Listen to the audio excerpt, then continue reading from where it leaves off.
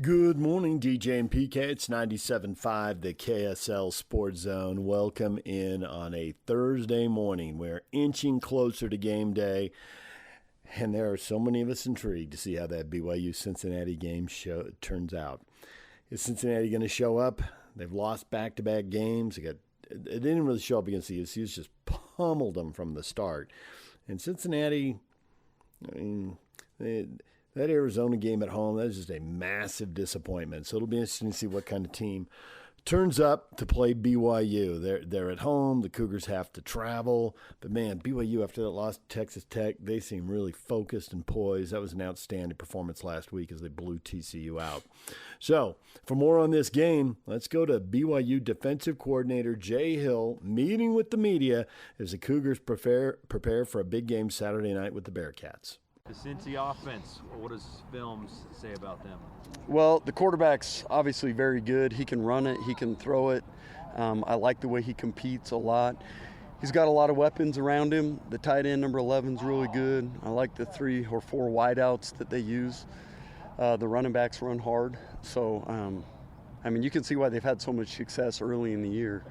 They're a talented crew and well coached, too. So. What does Source be? Is he a lot like any of the other quarterbacks you've faced, or is he kind of his own animal? Well, I'm trying to think. I think he's a lot like Hoover as far as the way he throws it. Last week's quarterback, I love that guy. I think he throws it very well. I think Sorsby is very similar. He throws a really good ball. He is very athletic. He's a little bit more willing to run than some of the quarterbacks that we faced the last couple weeks anyway. But yeah, he's one of those quarterbacks that can hurt you with his feet and his arm. We got our work cut out for us with him, for sure. How excited have you been from just the progress of the defensive line, the personnel, the depth of the defensive end, and also the interior, how they're playing as well? Well, the interior's playing outstanding for about 4 or 5 weeks now. They've just been very dominant inside. Any runs and stuff that we've been giving up is hitting more on the perimeter. I can't say enough about how Keanu and JT have played the last couple weeks. They've been outstanding.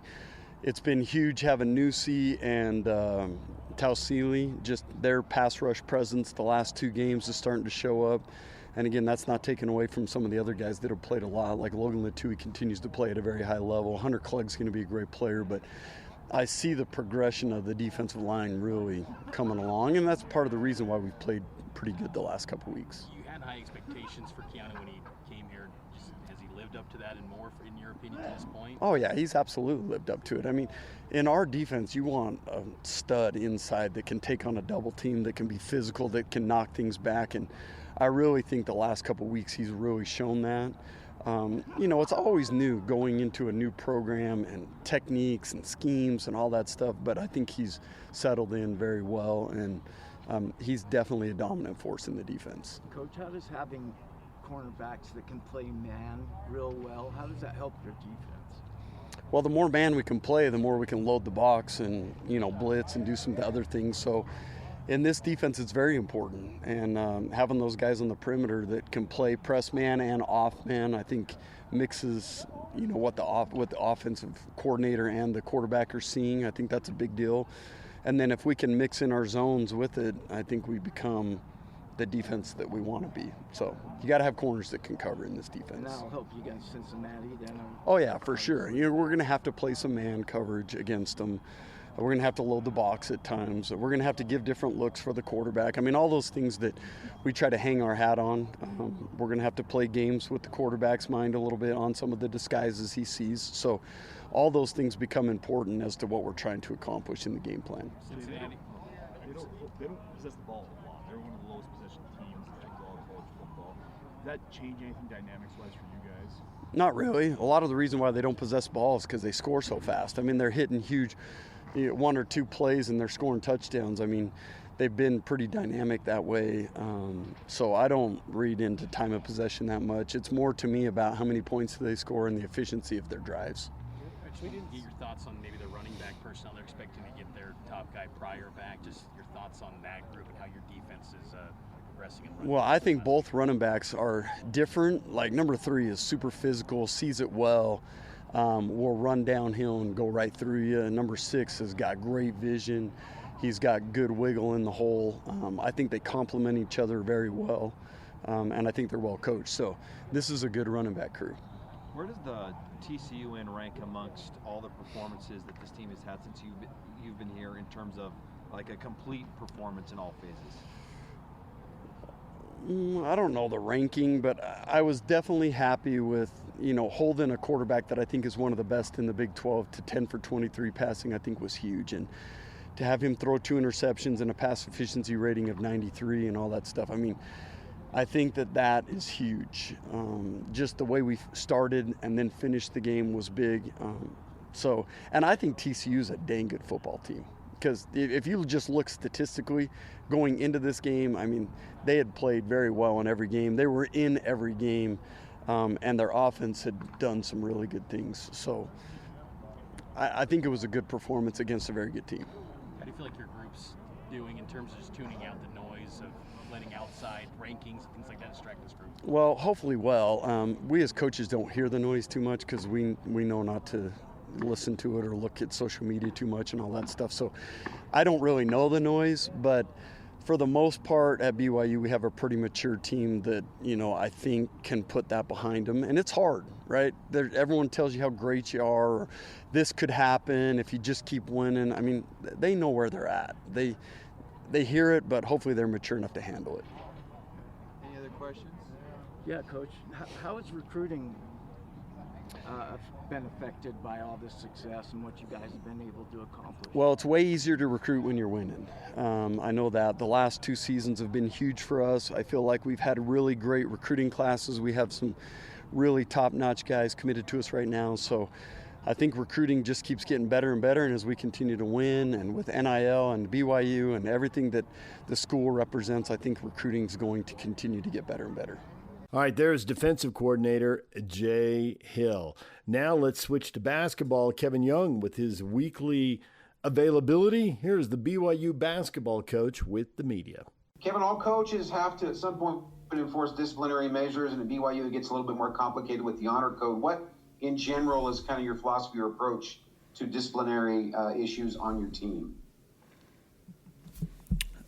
Do the right thing, and if you don't, there's consequences, based on our own internal team rules as well as rules of the university. So, I mean, there's nuances to that's obviously a deep question, but that's just my general philosophy of just trying to get these guys to do the right thing. And at the same time, if there's ever a situation that comes up where that's not the case, then we handle it appropriately, and that's my philosophy.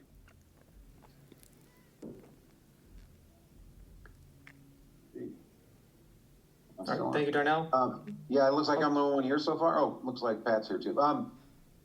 Wisconsin has a lot of length, just like they did last year.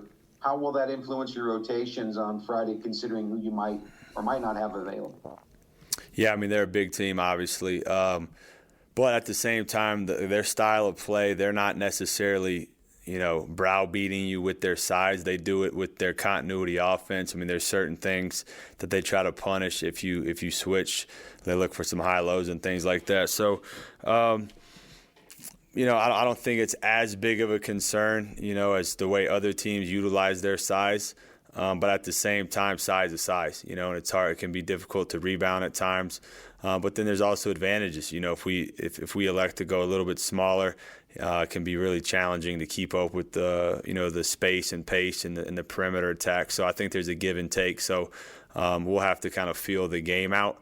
We've studied what happened last year when we played them, given different lineups and so forth, and feel pretty good about having multiple plans of attack.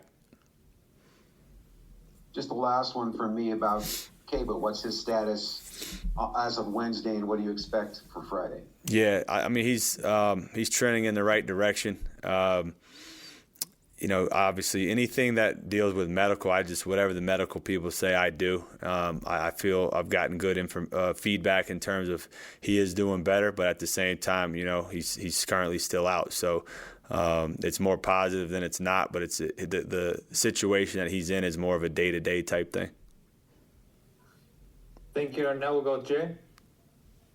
Yeah, Kevin, it's kind of an odd start time, Friday, 2 p.m. Does that cause for concern? How did that come about? Was that kind of out of you guys' control as far as the tip time? And how do you think your guys will respond to that earlier time? Yeah, it was out of our control. I don't know all the nuances. I just show up and play the game where they tell me when and where it is. I like day games. I'm good with it. I think I also like, as the season goes on, when you have different tip times, I think it's a good preparation for the postseason because you don't know when you're going to be playing and so forth. So, bottom line is the ball goes up, you got to be ready to play, and that's just been the message with our guys. As far as the UConn game, I'm sure you've analyzed the film. Anything kind of stick out or kind of catch your attention a few days later of maybe what you could have done differently or what you did well? I mean, I thought to start the game we had some pretty good defensive execution. I think, I think we're a lot of internal discussion about just the lineups, who we're playing. There's always a debate of size versus shooting, things of that nature. I mean, we opened the game up in the second half with, I thought, our spacing, let AJ get to his spots, open up driving lanes for Richie as well. So there's definitely some things we're analyzing there. I would have definitely done some different things with Reed in the post. I thought we gave him too many angles and he just got too many easy baskets. I thought our rim defense was as poor as it's been to start the year, so that's some stuff that I wish we would have addressed a little bit more strongly during the game. But all in all, there was a ton of things we could learn from there, and I think that's more where I go. I'm less about kicking myself about should have done this, should have done that, and more about what can we learn. Even on that last play, I elected not to call a timeout, trusted Rob. He tried to make a play. It didn't go our way. I have full confidence in Rob's decision-making, and, he's a dynamic player, and I really feel comfortable when the ball's in his hands, and we'll do that again moving forward. All right, go ahead, Jay. One last one. We'll go to Jackson, Darnell, and Sean. Is the university allowing you to speak at all on the Kennard situation, Kennard Davis, or is it just you're going to just whatever let them handle it as far as through the university's athletic department spokesperson? Is that? Yeah, I'm gonna let them handle. Makes sense. Yeah, it makes sense. I mean, I know exactly what happened. Very aware of all the details, but at the same time, I'm gonna let the school handle it the way that they've asked me to handle it, and that's for them to be the people that talk about it. If there's a forum where I'm opened up to speak on it, I will. But I think to this point, they've said what they've said. Safe to assume that he won't play Friday? I think it's safe, but I also think there's a lot of stuff still being sorted out. Thanks, Kevin. Okay, Jackson, Darnell, and Sean. So in facing a Wisconsin team whose season you ended 8 months ago in the tournament, obviously there's going to be more of a target on your back on Friday, and there's going to be more motivation on their end to probably get some revenge. But what does your messaging change to the team in facing a team that might be a little more motivated than usual, or does that even factor in at all? I mean, I definitely mentioned it. I try to address the elephant in the room on all things, that kind of being one of them. But at the same time, stuff like that for me, it's like that lasts for like a minute. I don't think you really think about it when the game's being played. But look, I mean, it's a prideful team. They're a good team. They're well coached, and they're going to try to, use the film from last year as both motivation as well as, teaching moments in terms of things we did or didn't do to take things away and so forth. So I think you just have to be cognizant of a team coming in that's probably a little more ticked off, but at the end of the day, you still have to execute the game plan regardless of the situation. All right, Darnell, and then we'll finish with Sean. Yeah, Kevin, in the loss to Nebraska in the preseason, as well as the loss the other day to UConn, you guys faced double-digit deficits and came back to make a game of it. What do you take from that? What does your team take from that in a game where you're down and then you manage to find your way back in? Yeah, I think it's just, you're never out of a game, obviously. I think that's, kind of cliche, but it's true. the game. And what I told our guys in the UConn game specifically, I said, they have not faced any adversity in this game yet. So all we got to do is just find a way to get a little bit closer, and then all of a sudden they're not playing as comfortable. And our guys were able to do that.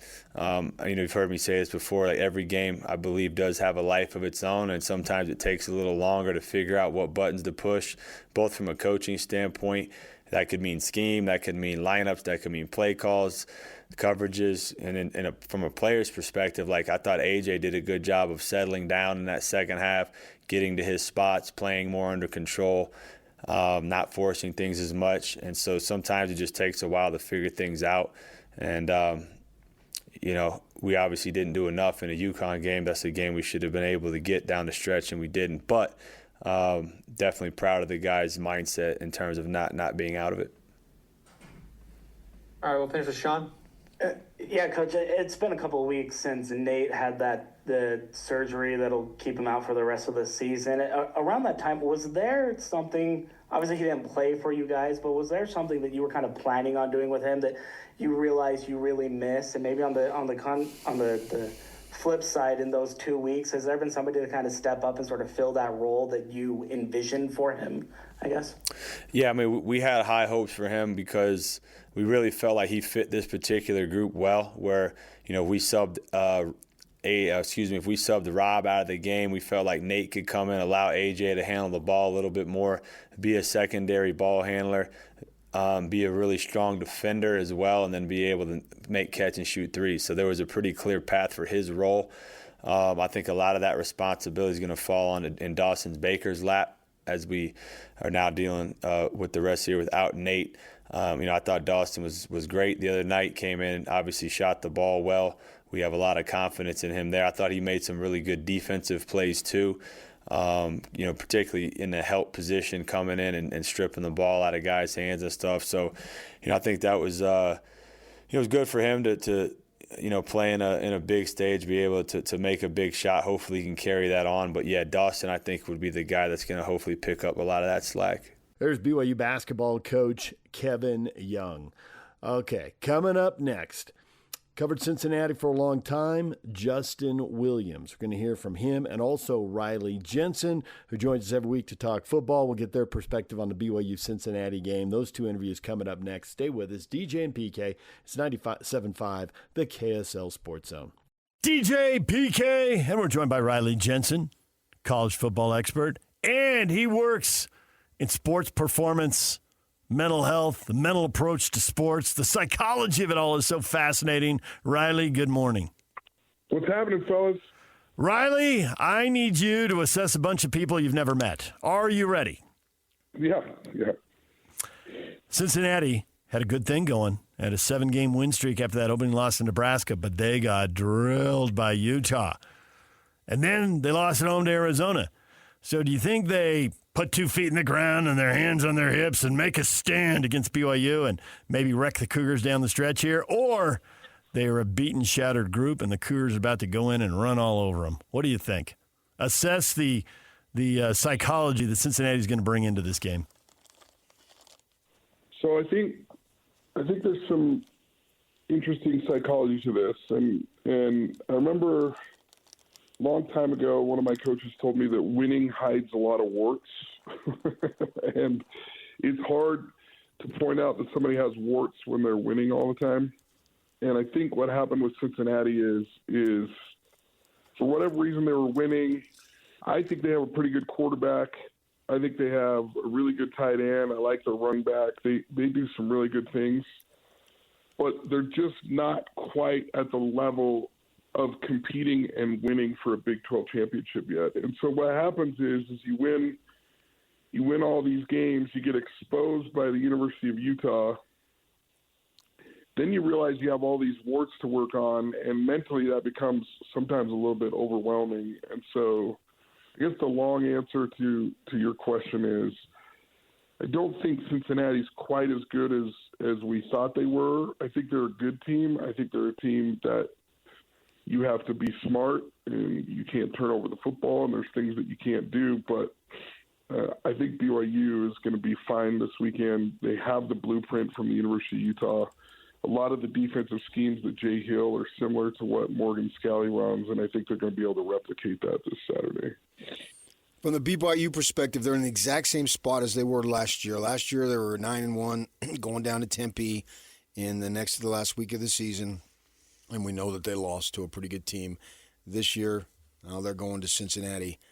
It looks, maybe not, I can't identify it specifically as to why, but it looks to me like they are a better team than last year, which then would lead you to believe they have a better chance to come back with the win. How do you assess it? Well, I think the hard part about going 9-1 at this, point of the year is that everybody's talking about, can you make it to the conference championship game instead of talking about, the Cincinnati game. And there's just a different kind of talk and a different kind of excitement for the team when they're walking through campus, when they're talking to their parents, when they're talking to old friends in the community. Everybody's talking about, can you make it back, and can you beat Texas Tech again? Well, they're not playing Texas Tech this weekend, and they're getting a lot of questions about that. And I feel like that's the distraction. And I know so many coaches on the BYU staff, and I know that they're talking about that, and I know that they're trying to focus these guys on just this week. But that's the danger, right? That's the rat poison that you got to stay away from right now, is that you really do have to play week to week and game to game and situation to situation. So I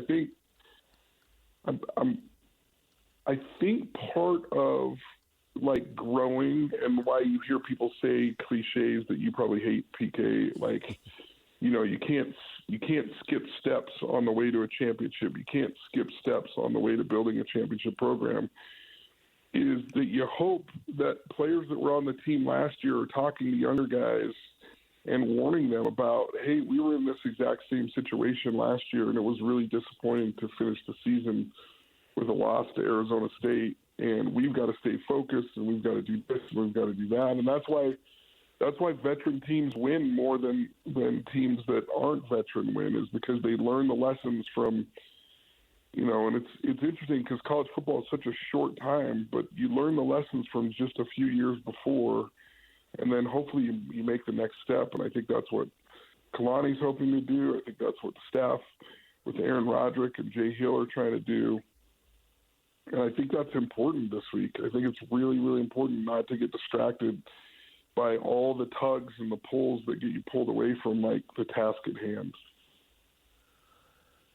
I expected you were 0% surprised that when Kalani was asked about style points, that he went straight to, I'm trying to win this game this weekend. That's it. We got to win this game this weekend.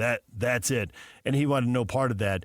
Do you think that is any consideration at all when it's the coaches just among themselves? I mean, if he throws that out there in public, it's bulletin board material. It's motivating for the other team. It tells his guys they're going to win this game easily. I mean, there's a million reasons he wouldn't go there. He's been saying, stay humble all year long. There's a million reasons not to go there publicly. But privately, do you think they think about style points at all? Or are they really just thinking, if we get to 12-1 and win these next 3 games, we're the Big 12 champs and we're in the tournament and nothing else matters? I think the answer is yes to both, and here's what I'll say: it's really hard as a coach when you're caught up in the weeds and you're in the study of each team every week, and this is like a huge chess tournament every week that you have to prepare for, both mentally as a coach, and then trying to take that game plan and implement it to your players. And for me, when I was coaching on the college level, when I was coaching on the high school level, even at Little League level, it's hard for me to look at another team and not just have a ton of respect for them and have this real unease that if we don't do this and if we don't do that and if we don't do this well, like, this team can beat us. So there is some real truth to what he's saying about, like, this game is all that matters. If they get to the game and they start to play well, I think that he's very aware that style points matter. And I think he will shift from, mid-second quarter, they're up 2 touchdowns, and he's feeling the momentum of the game. He's like, he's going to shift from the mindset of like, hey, we just need to win this game to we need to bury these guys. I don't think this is Kalani's vocabulary, but he would say we need to step on their neck type of thing, where we really need to finish and we really need to send a message to everybody in the Big 12 and everybody in the country that we are a playoff team. So I think both things can be true, and I think he's telling the truth right now in the sense that he has a lot of respect for every team that he plays. He wants his players to have that kind of respect. And then if you have, you know, the situation like the University of Utah lately where they're winning every game by 20 points or more, you go ahead and you put some style points on it. You have concern that Cincinnati had all these high hopes, right, of competing. They got a senior quarterback and all that stuff. And for the most two-thirds of the conference season, they did compete. And then they come out to Utah and get smoked, and then they go home and lose to Arizona. So theoretically, they're still in it, but it looks like it's hanging by a thread. Do you see in that situation where they could just fold? Unfortunately, in today's world, yes. You know, I talked to maybe, I want to say this like 5 or 6 years ago, I was talking to a player that played for a major program in the country. And he was like, it's really hard to keep everybody motivated once you're out of the national championship hope or hype, because our fan base and our players and our coaches and everybody that's involved with our program is like national championship or bust. And, you know, while Cincinnati might not be a team that is considered national championship or bust, I do think that they had high hopes for their team this year, and I think that quarterback's really good.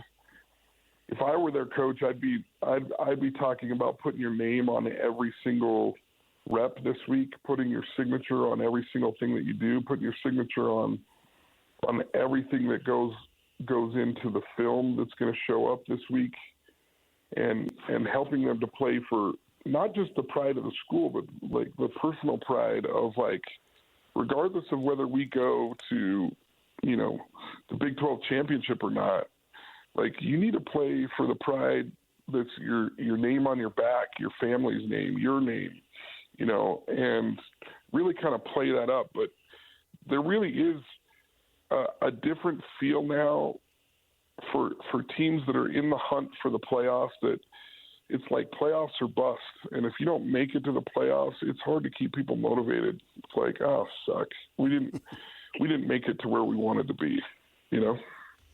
Totally buy all of that, and I think that's what Ute fans were feeling after the loss to BYU.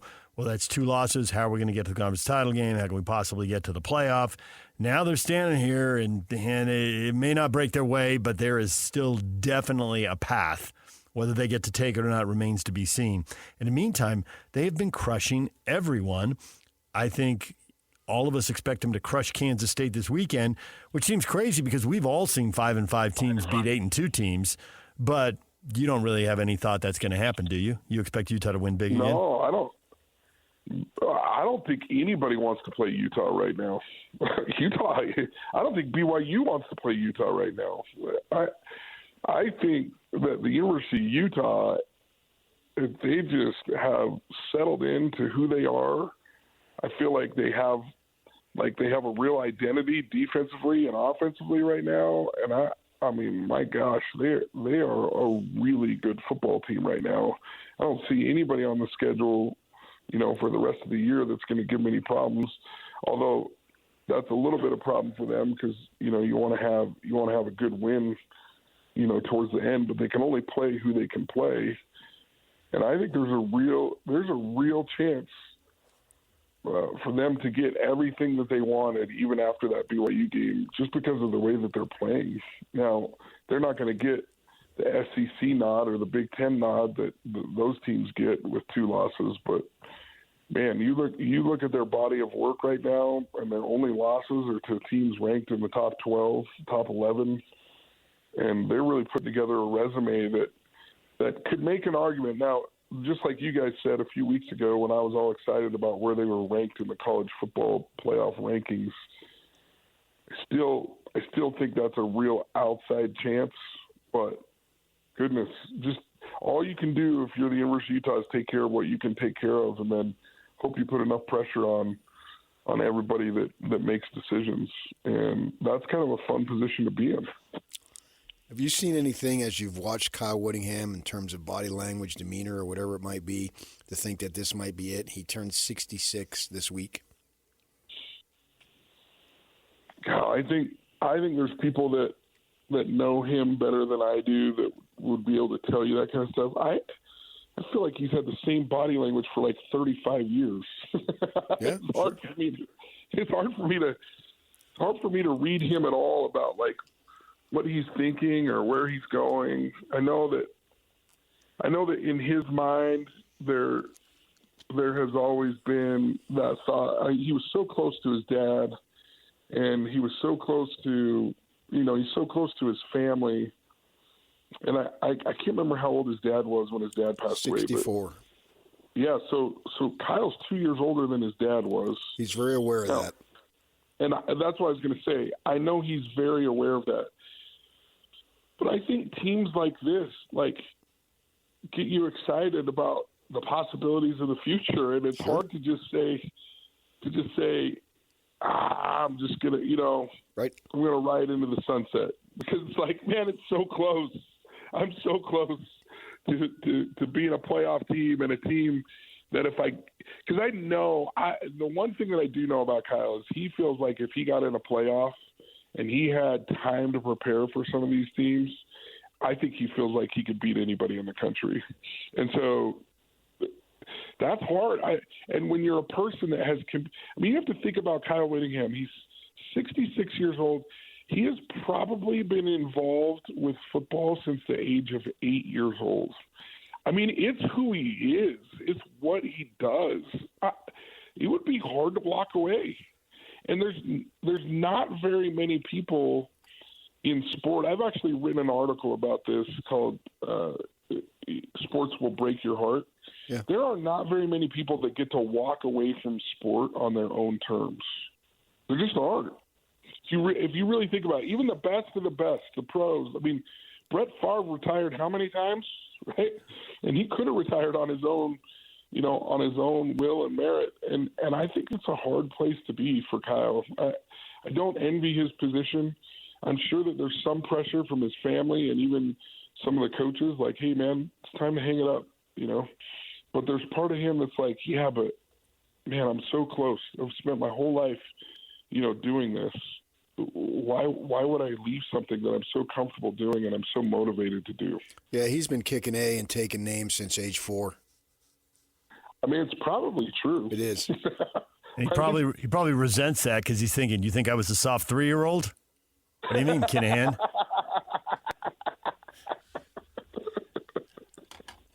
Well, he's told me stories at age 4. Okay. You just haven't heard the stories at age 3. I have not. There was probably a neighbor kid, and someone tried to take a popsicle away on a summer day, and he laid down the law. So we got into an argument about age 4. He was 4 years old when the Beatles made their this story. I didn't know this story was first tied appearance to the 4-year-old. at the Ed Sullivan show. Uh-huh. And so I was talking to him about it. I said, oh, man, how about that? Yeah, I remember it. I said, you do know. No, I remember it specifically. I remember it literally where I was, what I was doing. I said, you do not. 4 years old is a pretty early memory. There's only like a few memories right from 4 years old. I know. But he acts like he could paint the picture as if he was in the front row at the Ed Sullivan Theater, which wasn't called the Ed Sullivan Theater at the time, but it is now. No. He actually believes he's got vivid memories of when they took the stage. I'm not going to argue with him. You argued with him? Why did you argue with him? Because it's fun. It's what we do. It's what you do. He likes a few of them. Riley, we appreciate it as always. You're the man. We'll talk to you again next week. Enjoy the games. Love you guys. We'll talk soon. There is Riley Jensen joining us for his weekly visit. A reminder to join Hans and Scotty tomorrow from noon to 3 at RGS Exteriors at 4235 Farm Road in West Jordan. When we come back, Justin Williams works for The Athletic now. He used to cover the Cincinnati Bearcats. We will hear from him next. Stay with us. DJ and PK, it's time to talk college football with Justin Williams, senior college football writer for The Athletic. Justin, good morning. Hey, guys. How are you? Good. Justin, you have some experience with the Bearcats, am I correct? Yeah, I was on I live here in Cincinnati. I was on the beat for about 5 years during the Luke Fickell years. So as a senior college football writer, you are now responsible for much more than the Bearcats. But I'm wondering, you're still there. You still know people. You still have some idea what's going on here. Is this a team that is ready to make a stand, and this is the exact wrong time to play them because after 2 losses they're going to turn this thing around? Or is this a beaten up, broken team, and BYU is going to come in here and get it done, and there's no doubt in your mind? And then there's everything in between those two things. Where are you right now as you look at this game? Yeah, I was going to say this is the cop-out answer, but I think we're going to find out Saturday night, right? Like, that was, a very it's been a great season for Cincinnati overall. If you look at the strides they've made in year 3 under Satterfield, they're going to go to a bowl game.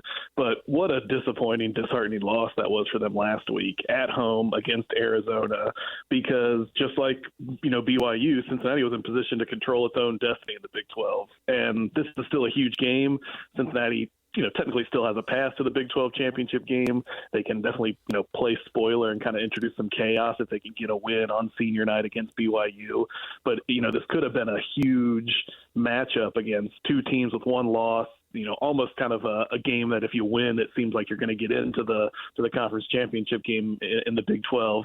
And so in that standpoint, it's a little bit disappointing. 2 losses in a row for Cincinnati. I'm curious to see how they come out early in this game against BYU. Are they going to kind of be that team that is just, raring to go and wants to make up for the past 2 weeks? Or is this kind of that late season slide where, man, they had a lot of momentum and now it's just slipped away? I actually think we're going to find out pretty early in that first quarter on Saturday night.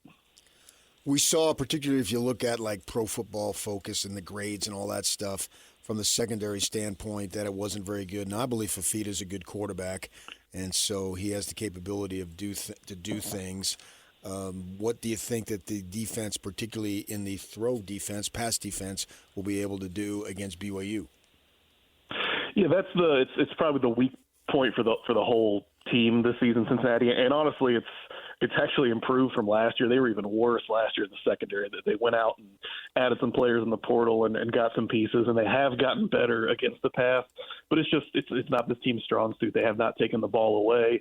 Kind of their best part of their defense is up front in that front 7. They have some good linebackers, a couple good defensive linemen. And so when you get against teams that especially have a mobile quarterback like Fafita, but can also kind of push the ball down the field, that's, at times where we've seen them struggle a little bit. And, the biggest thing is this team has really leaned on its offense. And I think Arizona did a good job of not necessarily bottling up Brendan Sorsby, but kind of neutralizing it. And so if the offense can't break out and score 30-plus, it's going to be hard for them to win some games. And that's why I think this is a tough matchup against BYU. Not necessarily because BYU wants to sling it around a lot, but they have a good, efficient offense. Bear Bachmeier is really tough, is a good dual-threat quarterback. And then I just think defensively they've been pretty tough. And if you can't go out there and score 32 to 40 points, as the Bearcats have shown this year, they've made it kind of tough to win games. Sorsby was brilliant through 5 games. Now, in the last 5, he's had 200 yards. One time he did eclipse 200 yards was Oklahoma State, who's terrible. Another time was Utah, where there was a lot of garbage time to pile up some yardage in that game.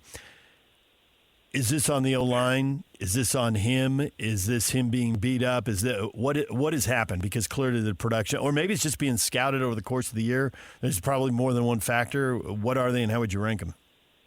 That last part you said, I do think is interesting in terms of being scouted and also just some of these matchups. This team, Sorsby especially, has really played well against zone coverage, and they've gone against some man-heavy teams the past few weeks. And I think you're starting to see teams play man more against Cincinnati, man coverage, as the year has gone on, because that's just not – it's not Sorsby's, stronger point in terms of zone versus man, but it's also – in terms of receivers getting open. They've had a couple guys banged up. Caleb Goody, who's their second leading receiver, was hurt last week. They're hoping to get him back this week. Evan Pryor, their leading rusher, has been out the past couple games. He's kind of a home run hitter, and they could use him in the pass game. They're hoping he can play this week too. So you are potentially getting some pieces back, but I do think you're seeing defenses, watching the film and saying like, man, this guy is really picking us apart or picking teams apart against zone coverage. So he's going to see a lot more man coverage as the year goes on. That's something he has to improve on. That's something the receiving unit, has to kind of get better and create that separation. And so, I'm kind of curious to see. Cincinnati's well aware of that. They even talked about it this week in press conference. It's like, hey, we're getting man coverage. We haven't done as well against that. We need to figure out a way to change that. And so I'm kind of curious to see how that works and maybe what Jay Hill over at BYU kind of draws up to try and neutralize all of that. So Sorsby definitely, he was kind of getting some dark horse Heisman buzz there for a stretch in the middle of the season. That's totally fallen off. He's a really talented player, but they need him to kind of get back to that early midseason form if they want to have a chance to win this game. Is there any concern that, last year didn't end the way it wanted, but this year they've made improvements?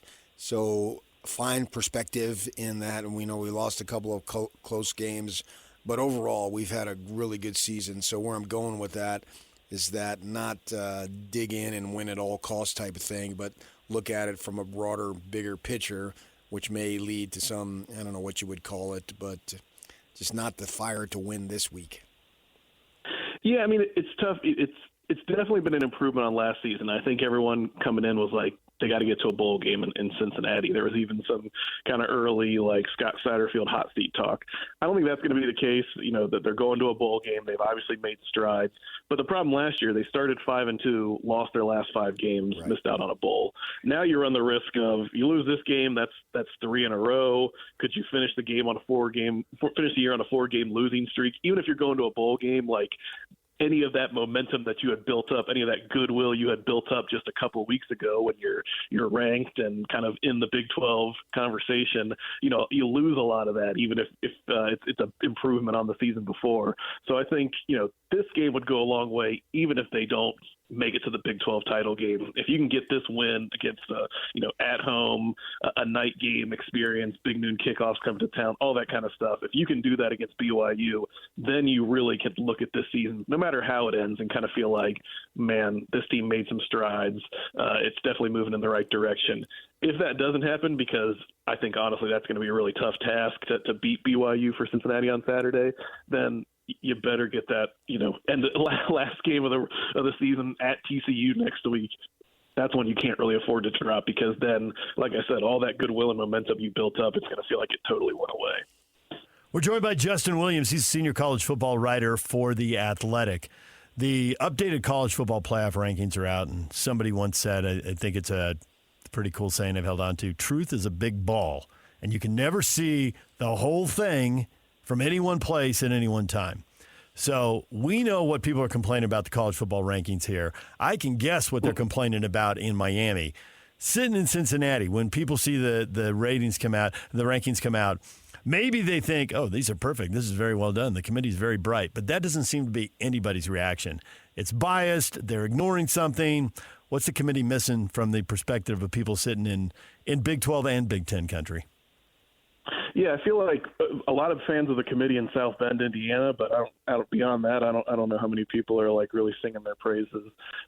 It's a thankless job, sure, but yeah, I think from a Big 12 perspective, like this feels like the second year in a row, right, that maybe BYU is just not getting the credit it deserves. And I get it. The resume is what it is. You can look at the metrics and strength of schedule and strength of record and all that kind of stuff. But like BYU has one loss this season to a top 5 team. And, I can totally understand why that's frustrating. And I think from a Big 12 perspective, you have a lot of people saying like, if this team gets to the Big 12 title game, even if they were to lose to Texas Tech again, like that, to then shut them out for a SEC team that has 2 losses or even 3 losses, or a Big 10 team, that kind of doesn't necessarily seem fair. So that was, I think one of the main takeaways, whether you're watching it in Provo or whether you're watching it across the country, is you're always going to get the accusations of SEC bias or even Big 10 bias. But to me, it's just like, man, this BYU team 2 years in a row, I'm sure is kind of sitting there thinking, what more do we have to do to to appease this committee. So Big Noon's going to be there, right? Yeah, Big Noon will be there, and then they'll take an 8-hour break or so before the 8 p.m. local time kickoff. Ooh, that could be dangerous if Urban Meyer's got 8 hours to kill in Cincinnati. He'll visit his old stomping grounds. He's a Cincinnati grad. So he'll find plenty. He is. Who gets to claim Urban Meyer more, Ohio State or University of Cincinnati? That's a loaded question, especially here the past few seasons. I think Cincinnati acknowledges that he was a grad, but I think probably Columbus is that's the place that got the national championship. So there you go. Well, Justin, we appreciate the time. Thanks for coming on, talking a little football with us, and enjoy the game. That should be a great game. Looking forward to it, and hopefully we get to talk down the road. There is Justin Williams. We're going to take a break. When we come back, what is trending? The headlines are on the way. It's time to get your morning started with the news you need to know. News update. This is what's trending with DJ and PK. Hashtag NFL. Is there a scenario that Joe Burrow hasn't practiced 11 on 11 yet? So like I said the other day, until we get through some practices, there's no reason for me to even speculate on that. Well, he's Joe Burrow, so practice yesterday, practice today, practice tomorrow. That's 3 practices. That's some practices, isn't it, PK? There's really no reason for me to speculate. Nice. That's Bengals coach Zach Taylor. I want to talk about Joe Burrow's availability. I guess they're tired of talking about the worst defense in the NFL. That probably varies week to week. It's not always the worst defense in the NFL, but it's near the bottom. And that is a massive problem, but maybe they can get Joe Burrow back and overcome that horrific defense. Or just write him off. You're just not going to speculate? I'd rather talk about the Knicks than the Bengals. Thursday Night Football, the Bills and the Texans. Prime Video tonight, if you're looking for a little football. Bills, you like them to win the division still? Or are you all in on the Patriots now? Boy, man, I'm not all in on either, which would be surprising if I went back to August. I would say the Bills, and the Bills. Yep. But now I'm not so sure. Yeah, I mean, I think you have to take the Patriots extremely seriously. This is no fluke. Get to this point in the season. They've won 8 in a row, and they have beaten the Bills head-to-head in Buffalo. The Bills are only 1 game back in the loss column, though, and they will have the chance to square off in mid-December. So that's Buffalo's chance there to take care of business and see if they get some help along the way. Obviously, the Bills, as a first-place team, are playing a more difficult schedule than the Patriots, but that's the breaks. That's the way it goes. They do seem to be set up, whoever doesn't win the division, for a wild card. So they ought to both be in the playoffs. But it's obviously a wild card. You're on the road, and good luck. Ravens quarterback Lamar Jackson landed back on the injury report. He's now dealing with an ankle injury. The Sun sit out yesterday. Expectation is he'll be ready to play this weekend as they try to run down the Steelers after a 1-5 start. They've won 4 in a row, and they're 1 game behind the Steelers in the AFC North. And those 2 teams still have to play twice, so anything can happen. And obviously the Ravens need Lamar Jackson healthy. Saints waive veteran wide receiver Brandon Cooks at his request. He signed a 2-year, $13 million deal to join the Saints in March. He's been a non-factor in the offense this season. Whenever you hear the name Brandon Cooks, don't you just think of one play in the north end zone at Rice Eccles Stadium? I don't remember which end zone it was.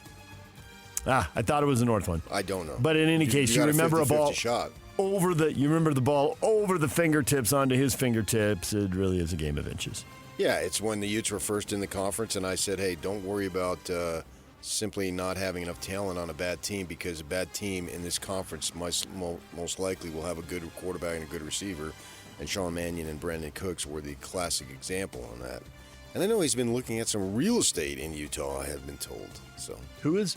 Brandon Cooks. Oh, really? Okay. Yeah. San Francisco 49ers signed former Utah kicker Matt Gay to the practice squad. He likely will be called up to the game day roster. Eddie Pinheiro dealing with a hamstring strain that he picked up last week. So Matt Gay, former UVU soccer player and U football player, back in the NFL. And the quarterbacks, Philadelphia Eagles quarterback Jalen Hurts brushing off reports of frustration from teammates about how he's been approaching the season and his wanting to play his game. Quote, I'm not surprised by anything. It's kind of the nature of the position, but I put my energy, my focus on trying to go out there and do my best, and trying to learn, trying to build, trying to take the things that I can to try and improve. Is that just the nature of Philadelphia sports? A lot of talking and squawking, and there's a lot of winning there. It seems like people are a little more unhappy. The ratio of happiness to winning seems a little off right now. Yeah, but I think you're talking about fans and media. This is more about the team. Yeah. Well, I think the stuff with the fans and media does start with the team. The wide receivers don't love the passing game, and, stats are for losers, but they're also for wide receivers who want to get paid. Then don't go to Philadelphia. Well, see, that seems to be good advice. Don't go to the University of Utah. Who's to blame here? Minnesota Vikings quarterback J.J. McCarthy acknowledged the concerns about his accuracy and overall aptitude as an NFL quarterback and offered a metaphor about his hopes to become consistent. Got to make the analogy of just a cork about to come off a bottle. Just understand that it's 1 to 3 little things, and I need to change about my game. It's going to make a huge difference in the outcome of every single drive in the game. So, yeah, I feel like it's really close, but it all comes down to the consistency of the fundamentals. They were winning big in Minnesota, and they made a QB change, so high expectations there, and they're just not happening. Those guys are a ways away from the playoffs at 4-6. The year's just about escaped. Slipped away. DJ and PK. Hashtag college football. So moving forward, when some Joe Blow decides to put something on social media out there, we all don't run with it like it's the gospel. Can we all agree on that? And if you have a question about my future with the University of Texas, ask me, ask Chris Del Conte. He'll be more than happy to take your call so that we can set the record straight, so that we can focus on our football team, which is really what we should be doing. There's Steve Sarkisian on the reports of his status at Texas, speculation that he wants to go off to the NFL to be a coordinator. And the damaging stuff about that speculation is that they've got recruiting in December and the transfer window in January, and that stuff could be getting sorted out in February. So he could be fighting those rumors as he tries to put together next year's team. We say Joe Blow, so Desmond Howard is Joe Blow? Yes. Okay. I mean, it's easy to go after some slob media making $50,000, But on social media, Desmond Howard put stuff out there about not being surprised if there'd be a change there in the offseason. And the athletic director quote tweeted it, news to me. So would you like to tell us about the state of the media and breaking news these days and how the standard has changed? Well, Desmond Howard, with no training, becomes an accredited member of the media. High profile accredited, yeah. And so that he's got a voice, and whether he understands, I wonder if he does, the impact. And we were just talking about this yesterday, as a matter of fact. Yes, we were. When I was going to NAU, and back in the day where it was typewriters, and I was taking a journalism class there at NAU. I took several, obviously, and if you had one typo, you could hand in a 10-page assignment, and if you had one typo, it was 1 grade lower. And I remember the professor, Ray Newton, taught me a valuable lesson. And I'm literally 17 years old. Yeah, and he's driving home points that are going to help you get paid for decades. Not one, not two, not three. Yeah. I mean, it is 1954, so I don't really remember it. It was not 1954. What are you, 92? I work out. Let's see, wait, I can do the math now. Sound nice. 1954, you would have been born in 37. Carry the 1. Yeah, you'd be 88. Okay, you'd be 88. So, we don't have that today. New Virginia Tech coach James Franklin said he was excited to get going with the Hokies, but added that they must operate like a big-time program. My job is the standard for everybody. The players, the coaches, the administration, be willing to have some tough conversations when necessary. And he's now at a place where 11-1 will be met with great joy, not angst. Well, be willing to have some tough conversations means he's going to cut guys. Yes. And they all do. Right. I assume they haven't been winning. I don't follow Virginia Tech. They've not been winning. They've not. I know you do, but obviously they haven't been, or they wouldn't make a coaching change. There it is. But I couldn't tell you who was the coach. I couldn't tell you what the record was. I couldn't tell you what the record was last year. They are 3-7 right now. I can tell you that. But So he's going to cut guys and bring in new, especially now more than ever. Now more than ever. With the transfer spiel. I think it will probably be like Rich Rod over there in the same area of the country anyway, close to it, to where he brought in like 70 new guys. So that's what we're going to see. I follow it close enough to know that they just did a thing, and it was over $200 million is going to be pumped into the football program in multiple places. Some of it is facilities that'll take a couple of years to play out as they build stuff. But between now and the end of the decade, they are pouring big-time money into that program. So that's when he says they operate like a big-time program. Apparently they've fallen behind. As all things to all people, continues unmatched. Thank you. College Sports Commission, the new enforcement agency of college sports, has asked all sports under its purview to agree to waive their right to challenge future punishments in court as part of an agreement that would give the agency significant power to investigate and punish rule breakers in the era of NIL deals and direct athlete payments via revenue sharing. College Sports Commission sent a 10-page membership agreement to all Power Conference schools yesterday and asked them to sign it in the next 2 weeks.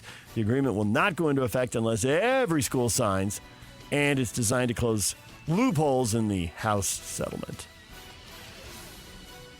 Oh, this would be awesome. I think they should give them windbreakers, too, that say CSC. It sounds like it could be a TV show. I was going to say, there's going to be... Tonight after CSI, CSC. And some guy kicks in the door to Heritage Hall. You're going to need hundreds of CSC Columbus. This is a great opportunity here. Do any of us want to place odds on every single school signing it? 0%. Yeah, that seems unlikely. DJ and PK. Hashtag NBA. Here's a man Thompson free throw line. Turns left, throws up a shot around the rim and down. He faked a pass to Şengün, took it left instead and dropped it in for 2 points. Thompson with 12. Grabs the miss, sails it out of traffic at Dort, sets himself again for an angle right three-pointer and buries that. Chachinga Thunder money ball. Lou coming up big late. Lobs it off down low over to Bruce Brown. Brown in the paint. Shovel past Peyton Watson. Jumpers up and in for Peyton Watson in a new career high form at an even 30 for P. Watt. 8 on the shot clock. Here goes Davion. Moves to Norm. He'll catch. He'll fire. Knocked down to 3. That's enough.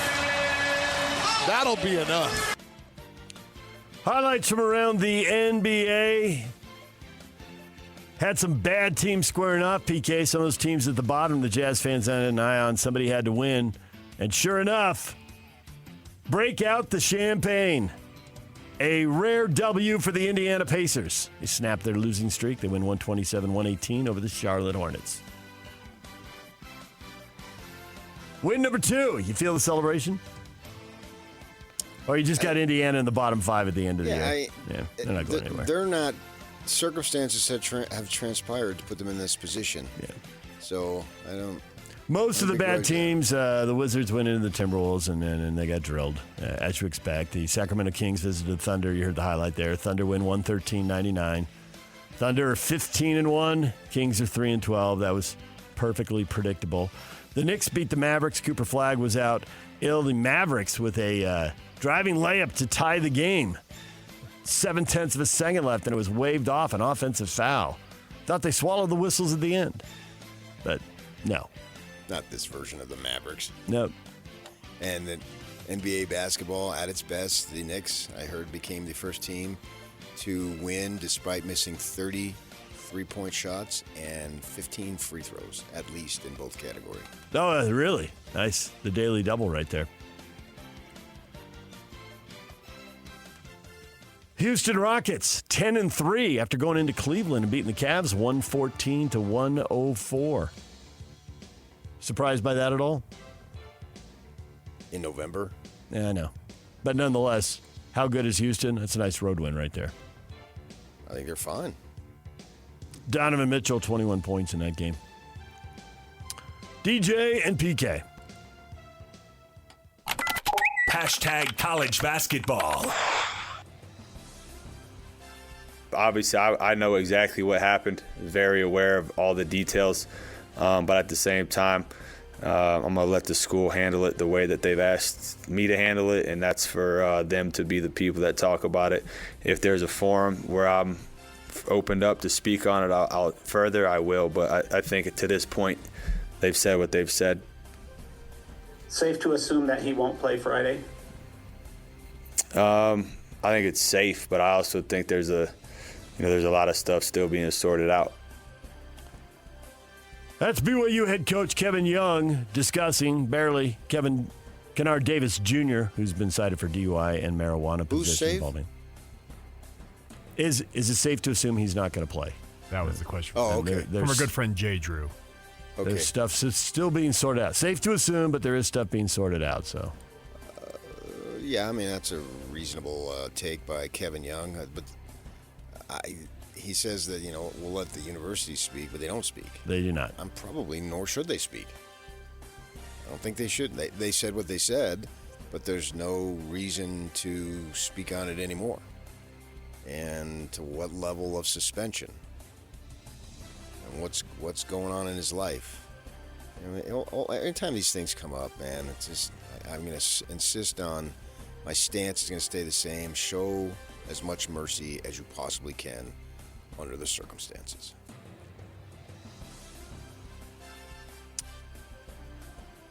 So I guess we wait, and then we see.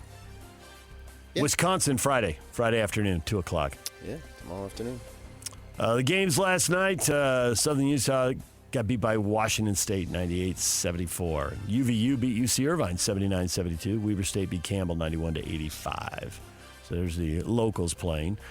Big 12 game of note, Arizona at UConn, and Arizona builds a big lead in the second half, squanders it, and then locks them down in the final minute and a half there, PK. It gets the win 71-67. Forced to miss, got to stop, and then UConn missed some free throws, and UConn's big rally slips away. They squander the opportunity, the big comeback win at home. Man, you know everything. No, not everything. Everything we talk about. I had no idea. No, I watched a little bit about it. It was on FS1 last night. Alabama went to Chicago and beat Illinois 90-86. I watched the CMAs. There you go. Utah welcomes Cal Poly to the Huntsman Center tonight, 7 o'clock, ESPN+. DJ and PK. #golf. PGA Tour is in Georgia. Local connections, Zach Blair, Patrick Fishburne in the field. It's the RSM Classic. Don't know much about it, PK. If you're looking for a hole in my sports knowledge, there it is for sure. That's at least one of them. The evidence, the vote is in, buddy. The fall series of the PGA Tour. Yeah, I don't know about it. Got it. DJ and PK. #NHL. I think just consistency. I think playing a better first period, I think that's where we're really good at when we're winning a lot of games. Just being more prepared, more ready from the start on. That's JJ Peterka. What do they have to do to get back to winning after a trio of 3-2 overtime losses? Utah Mammoth, look it up. Pile up some points here. They have won just, 2 and 8 now in their last 10, although they have picked up points along the way. And they're back home. Vegas, the Golden Knights, coming into town to get things started, and they will play tonight, 7 o'clock. You hear the game right here on The Zone. That is what is trending. It's brought to you by Shamrock Plumbing. There's no job too big or too small. Get the personal touch with Shamrock Plumbing.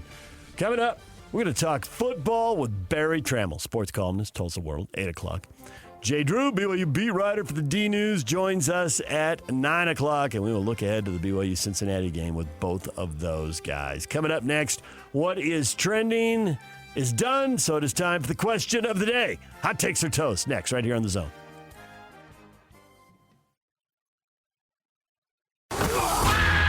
It's game week for the Utes, and the KSL Sports Zone is getting you ready for kickoff. After a blowout victory on the road against Baylor, Kyle Whittingham and the Utes return to the Hill for a showdown against Kansas State in the final home game of the season. Listen all week long for the best coverage of Utah football. Then, catch College Football Saturday game day at 10 a.m. with the postgame show immediately following the game on KSLSports.com. Let's go then. Let's go, baby. Your home for the best coverage of Utah football is live on air, online, and on the KSL Sports app. This is 97.5, the KSL Sports Zone. DJ PK, it's time for Hot Takes or Toast. Time for the question du jour. Since the playoff committee chairman said BYU didn't look good against Texas Tech, how much would it help if the Cougars run up the score in the last two games? Just speak English. Blow them out. Okay, not du jour. Of the day. Come on. Come on. We're talking to English people here. Yep. And they love their English. And I think they still know what du jour means. Right. But we speak English. Over there in Serbia, do you think they say question of the day? No. They might. They say question du jour. English can be a global language. Of course it is. What do you mean it can be? It must be. No, what are you thinking? Well, some countries it's not. I know. And look at them. And look at us. China. Lloyd, a bit. They need to show not that they can win, but that they can dominate a team. They're in a good spot. Because they don't have to worry about it if they win their last three games, then they're in? No, they don't even have to do that. I know your boy, the Hammer, at KSL.com has a thing there that BYU and Utah are in trouble. BYU, I'm talking about BYU. They're in no more trouble than anybody else because they don't have to win three more. They got to win two more. The committee chairman, whatever his name is, they changed it on me. Mm-hmm. He said that the way the game against Texas Tech looked. All right, so you win your next two, which you have to do. Mm-hmm. Maybe things can screw you up, but as far as I'm talking about an at-large bid, so you can still get to the conference title game without winning your last two. But I don't want to get bogged down in the weeds. Bogged down in some tiebreaker thing. Let's just win the last two, and you're in the conference title game. The idea is to get into the playoff, right? Not just to get to the conference final, but to be in the 12-team playoff. And so, right. because whatever that guy's name was that I'm not going to remember, he said the way it looked. All right. So that means you play Texas Tech again on a neutral field. Well, the way it looked, that tells me that you didn't have to win that game, but you got smoked. So now you go down to Arlington the way it looked. Not the outcome, the way it looked. So that means you just have to go play Texas Tech tough. Because if you play it to them tough, that takes away the way it looked. Well, if you lose 29-27 or 25, something like that, the way it looked, use his words against him like I love to do to you. Use his words against him, the way it looks. So if you go and play them tough, and you lose, you should be in because the way it looked was pretty good. It was a competitive game, right? How do you argue with that? My work is done, and it's only 7:31 and 18 seconds. And now that I'm running out of breath, it's now at 22. Everybody sit back quietly for the next 13 minutes. We're just going to sit here in silence. Hold it down, Yak. Have a good day. Yeah, I always have a good day when I'm alive. Well, I think the obvious answer to that is because the head of the committee, whose name we cannot remember, and the entire committee, will change its tune / their tune. No. Then right now they have to justify. Right, we got lawyers down there. Right now they have to justify why a one-loss team is ranked below several two-loss teams. Right. And it's because of the way it looked. But if they lose the second game, it just could be because they have two losses. No. Oh, no, because they'll put in teams with two losses. No. So that doesn't work. You told me the way it looked, and it didn't look good. We all saw it. So now go down there and look good. You didn't say anything about winning. It said look good. It didn't say anything about losing. It's the way it looked. So they put looks. It's a beauty contest. How long have I been telling you that? They literally put looks ahead of anything else, and that's their prerogative. And they done did that. So now go there and make it look good, and just say, hey. Yo, mama, that was the game du jour. It looked good.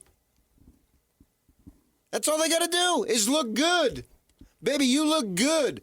There's a song by Lady Antebellum. You look good. Play it. It's a rock and roll tune. All you got to do is you got to look good. You don't have to win.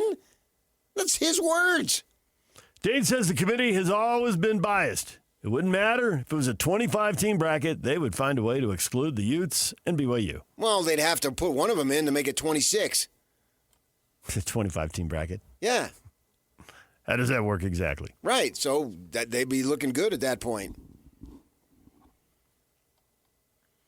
Dave, well, it couldn't hurt if they run up the score, but they just need to win out, including the conference championship game, or they just ain't going to the dance. No, they don't. They don't. Dave doesn't believe you. I'm holding. It's not about me. It's the committee chair. He doesn't believe the committee chair either. I'm using his words. We all know what looks good and what doesn't look good, and 29-7 with a late touchdown don't look no good. Yeah, but the other thing in that statement he made, PK, he talked about them getting dominated on both sides of the ball. The defense held its own for BYU. It didn't look good. That's all subjective. Okay. Everything. Well, this is subjective, and I understand why Cougar fans are thinking that this committee's just going to twist whatever they need to do to leave them out. But we know what looks good. We can see a game and know Texas Tech lost to ASU, but it looked good. It was a decent loss, right? They're not being penalized because it looked good. Jason doesn't think it'll look good next time. If they play Texas Tech in the conference title game and they get blown out, then what's going to happen? Well, that doesn't look good. They're out. That's exactly what I'm talking about. Yes. So all the standard, the committee has established the standard, look good. Two words, look good. That's it. That's the standard that they have established. And we've got it on audio, video, and every other form of O. Aaron, the committee will just come up with another excuse to keep them out. No, it won't. It's a rigged game. They only give breaks to SEC and Big Ten teams. We'll go to the top if that's the case. The top? Yeah. And who is the top? I can't wait. Who's ever at the top? The committee chair. €100 check? Okay. Yeah. We're going to use his words. Look good. It didn't look good. So go ahead and look good. And you're sitting there at 11-2? That looks good. Chris says if BYU had Notre Dame's schedule and a record, there's no way they'd be in the top 10. In college football, it isn't about your record or your schedule. It's about the name on the front of the jersey. Yeah, in Indiana and SMU, they're just legendary programs in college football. Stop with that attitude. Then don't pay attention then. Mark says the blowouts are minimal help. It's not the Big 12's party. If they're in the Big 10 or the SEC, all is forgiven. It's all a show. It's not real. Sure, to an extent, but that defeatist attitude just doesn't do me good. What's the point? Why would you pay attention? Why would you be committed to something that you know is rigged? And all these people who complain about the NBA refereeing, and then turn it off and go into something else if it's rigged. Well, if it's wrestling, which I don't pay a lick of attention to, then why bother? No. BYU can earn their way in. I want them to roll these. If they go into Cincinnati and roll them. Eye-opener? Exactly. And you may say, see, you're old school. You may think, oh, come on, dude. That's when you know he's all upset. He called me dude like 3 times yesterday. Dude. Each time while he was laughing, like, oh, that's uncool. Come on. You freaking hypocrite. And here, I'm doing the look because we're trying to drive people to look. So I got to, this is what it is, people. You can watch this streaming. Yeah. KSL Sports YouTube account. Yeah, I'm so glad you can finally say those letters in unison. You have no idea what I went through for 4+ years. A little bit of an idea. Jeez. So, look good and blow out Cincinnati, blow out Central Florida. Yeah. And if you do think it's rigged and I don't know if it's rigged. Rigged is too strong. But if you want to go biased, slanted, that type of stuff, okay, fine. So then you need to open eyes. And the way to do it is to go back to Cincinnati and beat them 47-12. And the same thing to UCF. David, no, style points don't mean much. But then obviously they do. So yes, blow them out. David thinks there's a little Corrected bias. himself? Well, I think he's being sarcastic. Oh, okay. I think he didn't buy. He's heard style points don't matter at times. Okay, gotcha. All right. That's what I assume he's going for. All right, makes sense. But obviously they do because of the look comment, right? Yes. So yeah, blow them out. And he says, so yes, exclamation point, blow them out, exclamation point. If they should, he's also acknowledging the conflict here. I'm not sure he thinks that blowing them out will pay off, but no one's you'd sure. better do it anyway. We're not sure of anything. I already know that. When you're involving a committee, you're never sure. You don't know.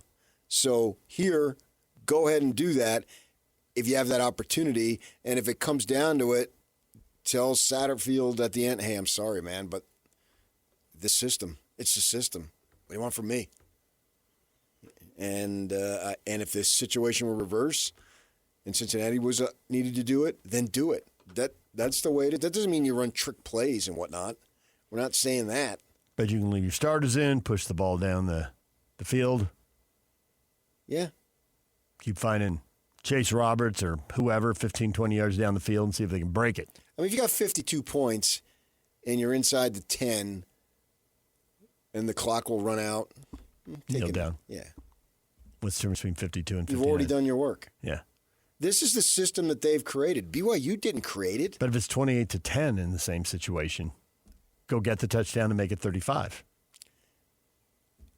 Especially in November, when we have a clearer picture of how things could play out, right? Mm-hmm. As opposed to September, when there's a million things that can happen. And so with that in mind, I don't see how they could be that upset. Or, if you have your backup in there, give them an opportunity, maybe not throw deep, but do this. And every program says, no, that's not who we are. Well, bull crap. You're supposed to say that. Kyle said that on Monday. That's not who we are. But if it's the difference between getting in the playoff and not getting into the playoff. I mean, you scored 50 points 2 of your last 3 games. What is running up the score? What is defined now? That has become more vague and blurry as time has gone on, and especially here in November. And then do it, and then go play Texas Tech close. You beat Texas Tech, obviously there's no issue. But then what happens to Tech? They got 2 losses. They blow out Texas Tech, and they don't get in. Ooh, that'd be something. Tumbling from 5 or wherever they are when that rolls around. Hector dude, whatever his name is, he comes out and says, well, Texas Tech didn't look good. Hector, Hunter, And it's still one bid, but it falls on somebody else's shoulders, not on you. Yeah, they didn't look good. What would they do then? Oh, my gosh. Cody Campbell's head would burst. All that cash. I have to say, for a long time, I have assumed that if 2 teams are 11-1 and they go to the championship game, that both would get in. But there are scenarios where you can see where that wouldn't happen. They're clearly valuing some of these 2-loss teams. I'd put them both in. To me, they're both worthy to be in. If BYU wins these next 2 games, plays Texas Tech tough, and the only bad loss was at Texas Tech when game day and everybody and their dog was there, and you fell apart on a big stage, and then you regroup basically 3 weeks later and go out there and make adjustments, and there's something to be said for that. If you're looking at a combined, what would that be? 23-3 or something between the 2 teams, that ought to be plenty good enough. That would be stupid. And it's not about BYU. If it were Utah or whomever. It's about 11-1 teams going in the top University game. of Arizona, if they were in there, I'd be standing on a corner saying they should go. It's about what's right. Well, ought to and will be, PK, are 2 very different things. Well, no, because I don't have a vote. I mean, we talk. That's the essence of fairness, and I get all that. But I will stand. I will die on that hill. There are only 9 Power 4 teams with a shot at 11-1, and we'll see if any of them get left out. Some of them will obviously play their way in with automatic berths, and there'll be no decision.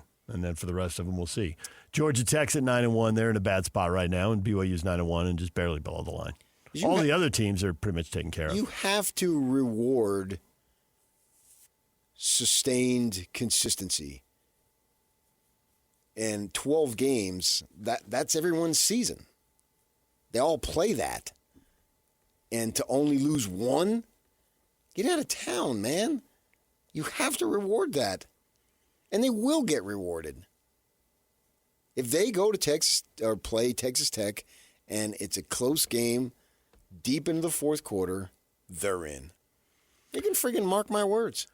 DJ PK, it's 97.5, the KSL Sports Zone. Stay with us. Barry Tramel coming up. Top of the hour. Jay Drew at 9 o'clock. More football on the way. It's game week for the Cougars, and the KSL Sports Zone is getting you ready for kickoff. There was no Texas Tech hangover for the Cougars as they took their frustrations out on TCU. Now the Cougars hit the road for a huge Big 12 battle against Cincinnati. Listen all week long for the best coverage of Cougar football. Then catch College Football Saturday game day at 10 a.m. with a postgame show immediately following the game on KSLSports.com. Your home for the best coverage of BYU football is live on air, online, and on the KSL Sports app. This is 97.5, the KSL Sports Zone.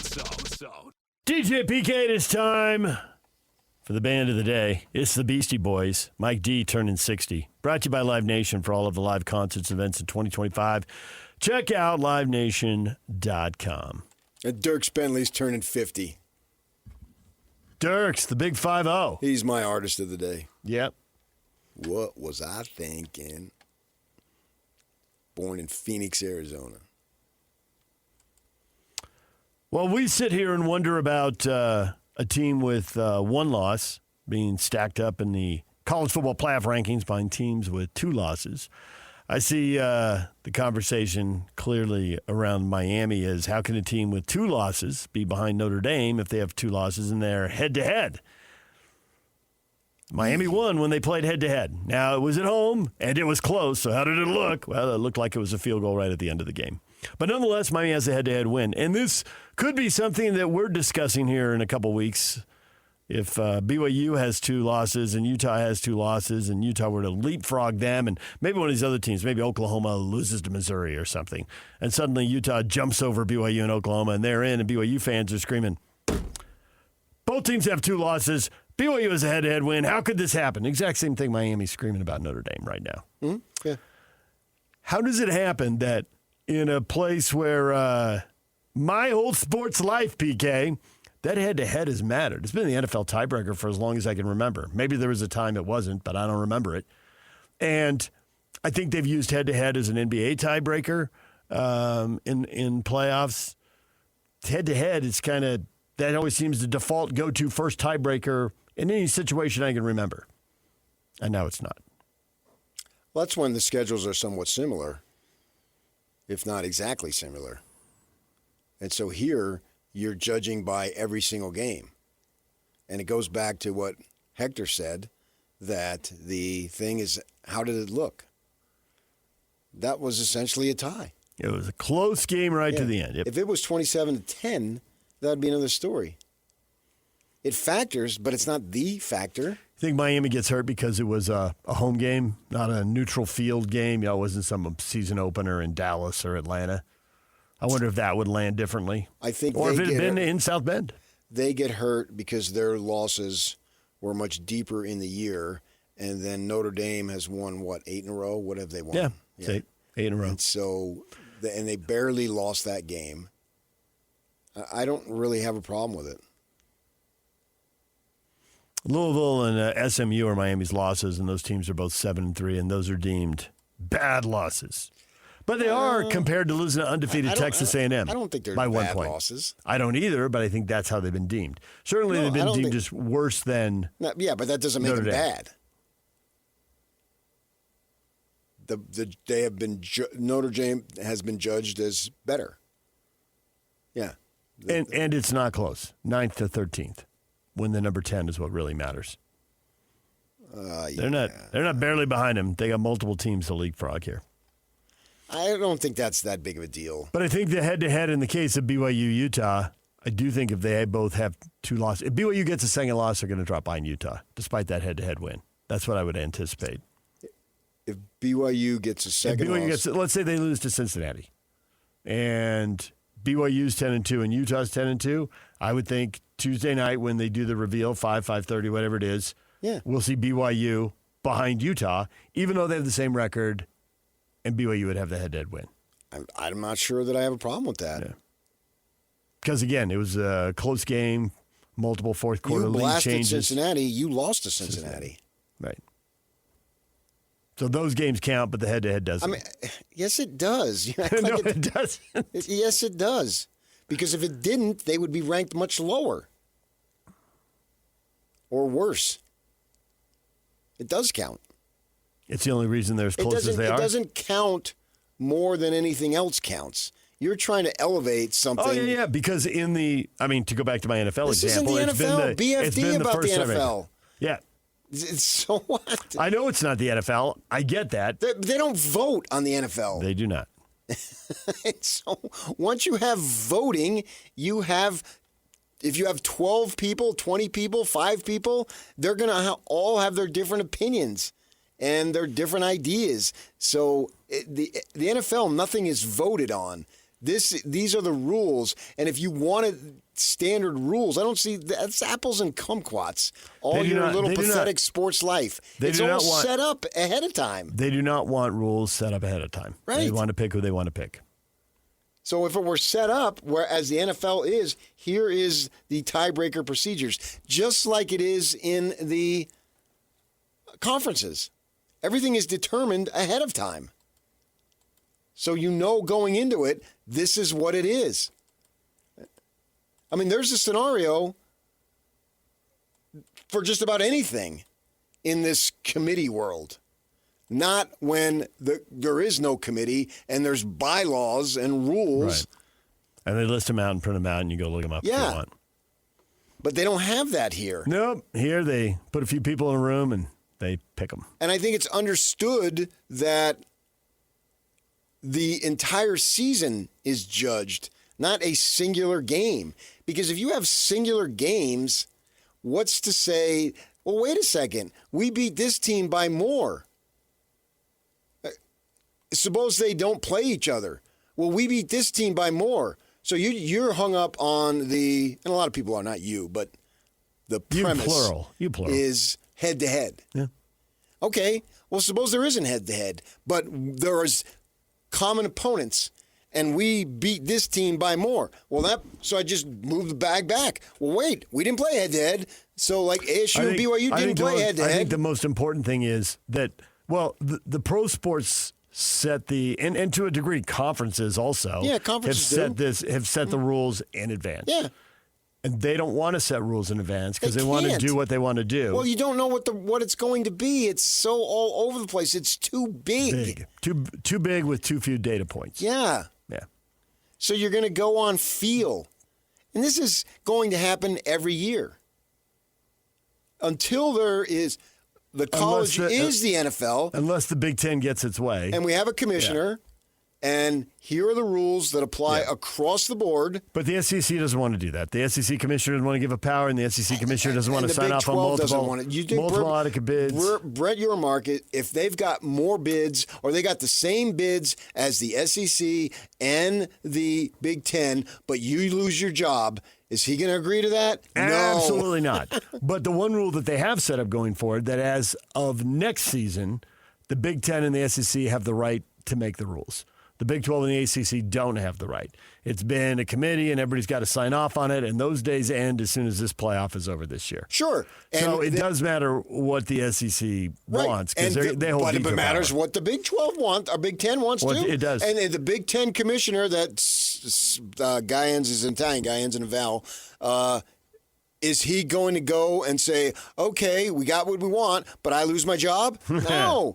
It's like the diversity thing. Everybody wants diversity as long as it's not at the expense of your job. But the Big Ten does want they want automatic bids, but they know they're going to have to leave some at-large bids out there. And there's going to be a committee, no matter what it looks like. because that's what the SEC wants, and they're not signing off on anything else. It doesn't appear that there is anything that will make the SEC sign off on anything else. I don't care. DJ and PK, when we come back, we're talking football with Barry Tramel, Big 12 guru, sports columnist for the Tulsa World. Next, right here on The Zone. DJ and PK, it's 97.5, the KSL Sports Zone. We are joined now by Barry Tramel, columnist for the Tulsa World. Barry, good morning. How's things in Salt Lake? Tense. College football fans are on the edge of their seats. There's 2 weeks left, and who are the first two teams below the line and outside of the college football playoff? BYU at 11 and Utah at 12. There's tension, Barry. Probably pretty good ratings for that Tuesday night show, and good ratings in Salt Lake for that Tuesday night show. Well, yeah, we're looking at it and to the level of what's fair, what isn't fair, head-to-head and all that stuff. You know, I think that once you involve a committee, it turns into a beauty contest. And the thing that we've been talking about is that my line of thinking is the committee chairman comes out and says that BYU, they're with only one loss, is down a little bit behind some two-loss teams, obviously. And he says, well, the game against Texas Tech didn't look good, right? That's the quote. The way it looked. He used that verb look and looked in the past tense because that's what it is. All right.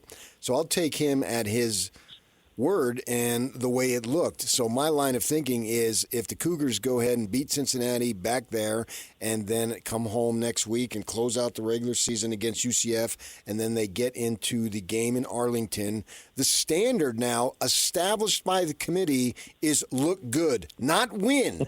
It's look good. So all they have to do is go to Arlington on a neutral field, and it's all with quotes around it because it's not easy. But all they have to do is make that game look good according to the words of the leader of the committee. I don't see how you argue. I made that statement this morning, and I wanted to leave because I said I won the argument. There's no reason for me to continue the show till 10 o'clock. Yeah, here's the problem. The problem is you got 13, or I guess no, we're down to 11. We can't keep people on the committee. They're dropping like flies. But you got 11 people in there voting, and then one guy has to go and explain the vote.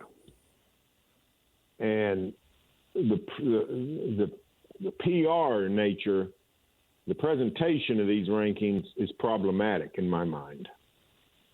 I think there's a lot of things with the format of the selections I'm not crazy about either. But just the TV show itself is problematic. We might be better off. A lot of people say don't have any rankings, which that may be a valid thing. I'd almost be better off not having anybody explain them because it just makes us madder, right? It doesn't bring any clarity. It brings more confusion. The more they talk, the more confused we are. Like down here in Oklahoma, the chief thing seems to be, and this is actually very much relatable to BYU and Utah. They don't seem to care near as much about your wins as they do your losses.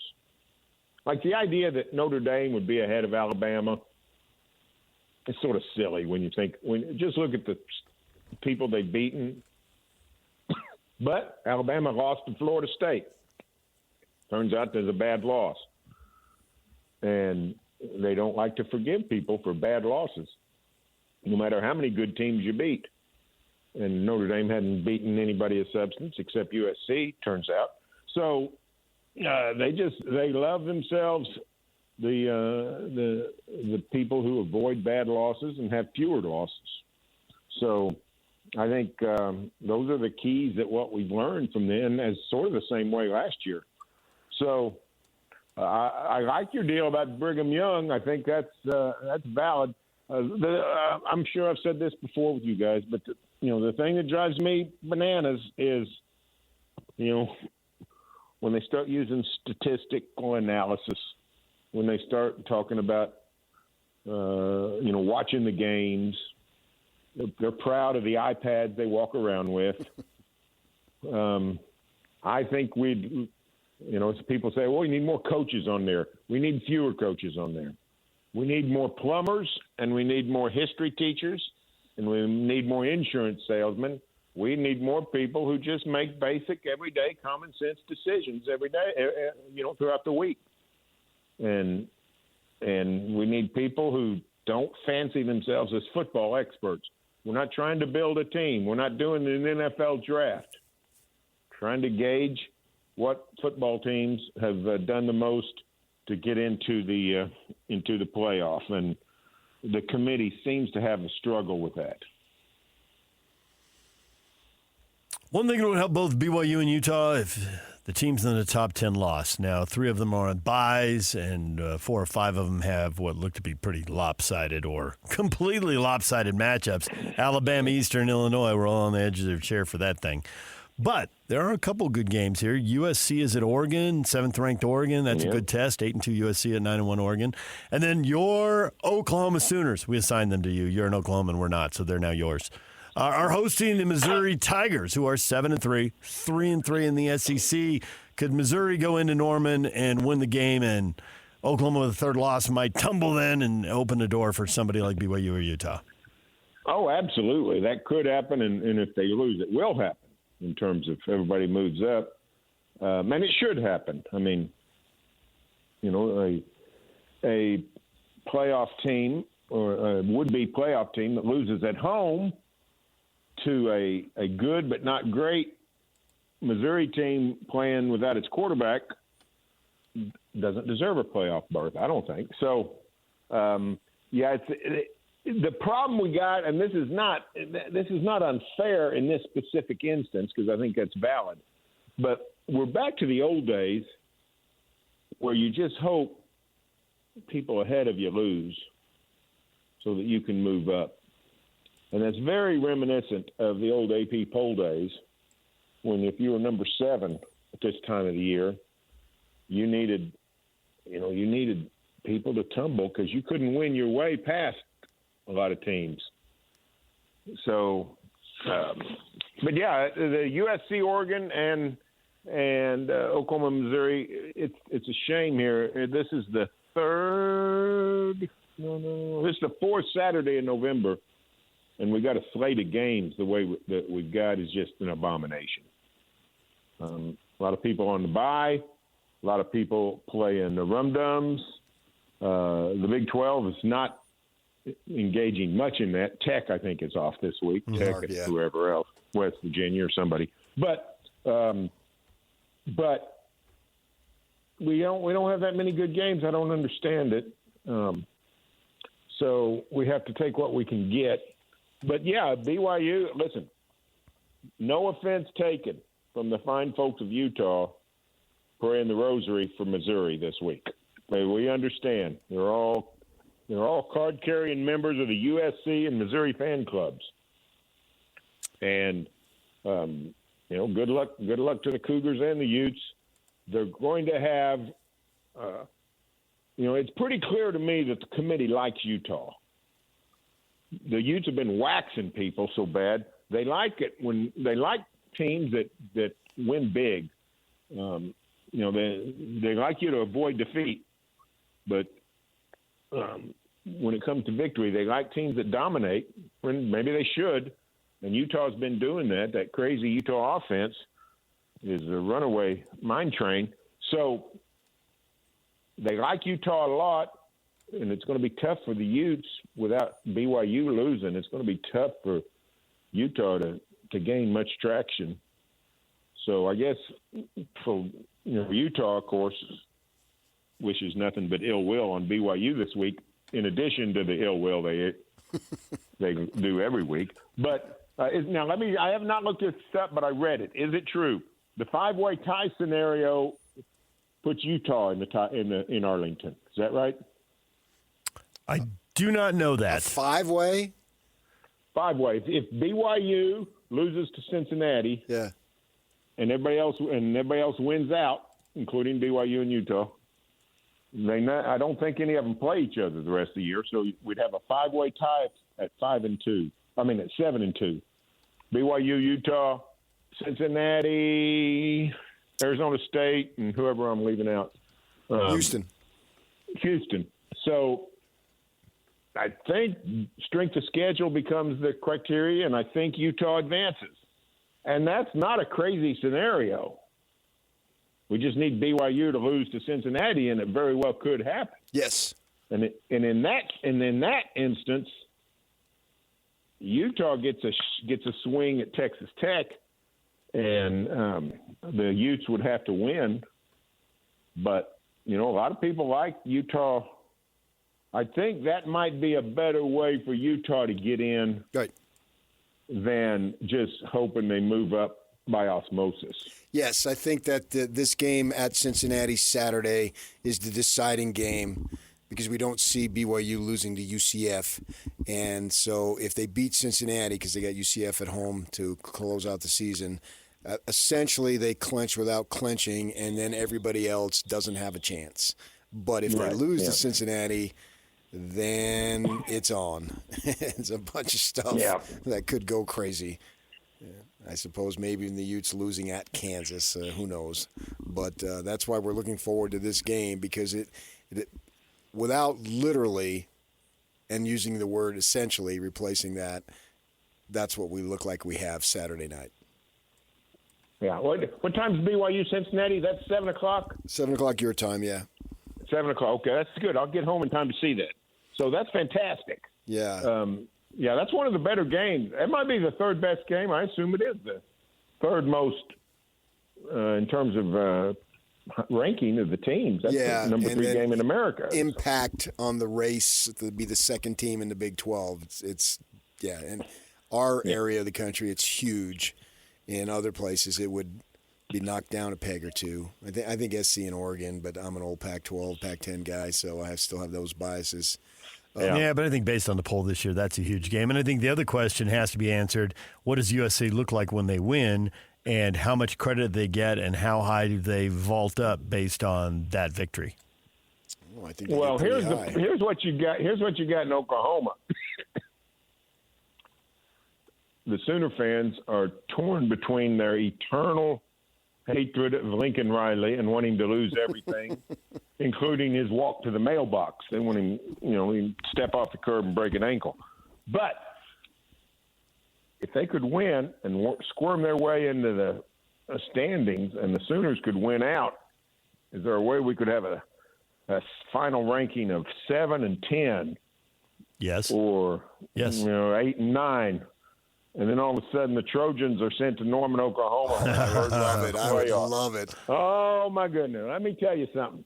That would be the closest thing we'd ever see to the Roman Coliseum. I promise you. And nobody's got their thumbs up, I tell you. So, yeah, they should do that. They do it in the NCAA's basketball, put a little drama on top of the actual matchup. Why not? Yeah, so that would be a wild one. What's crazy, though, is the 2 prime slots, TV-wise, for the first round of the playoffs, ESPN has sold to TNT. So the Saturday afternoon and the Saturday night playoff games are on TNT, which I find fascinating.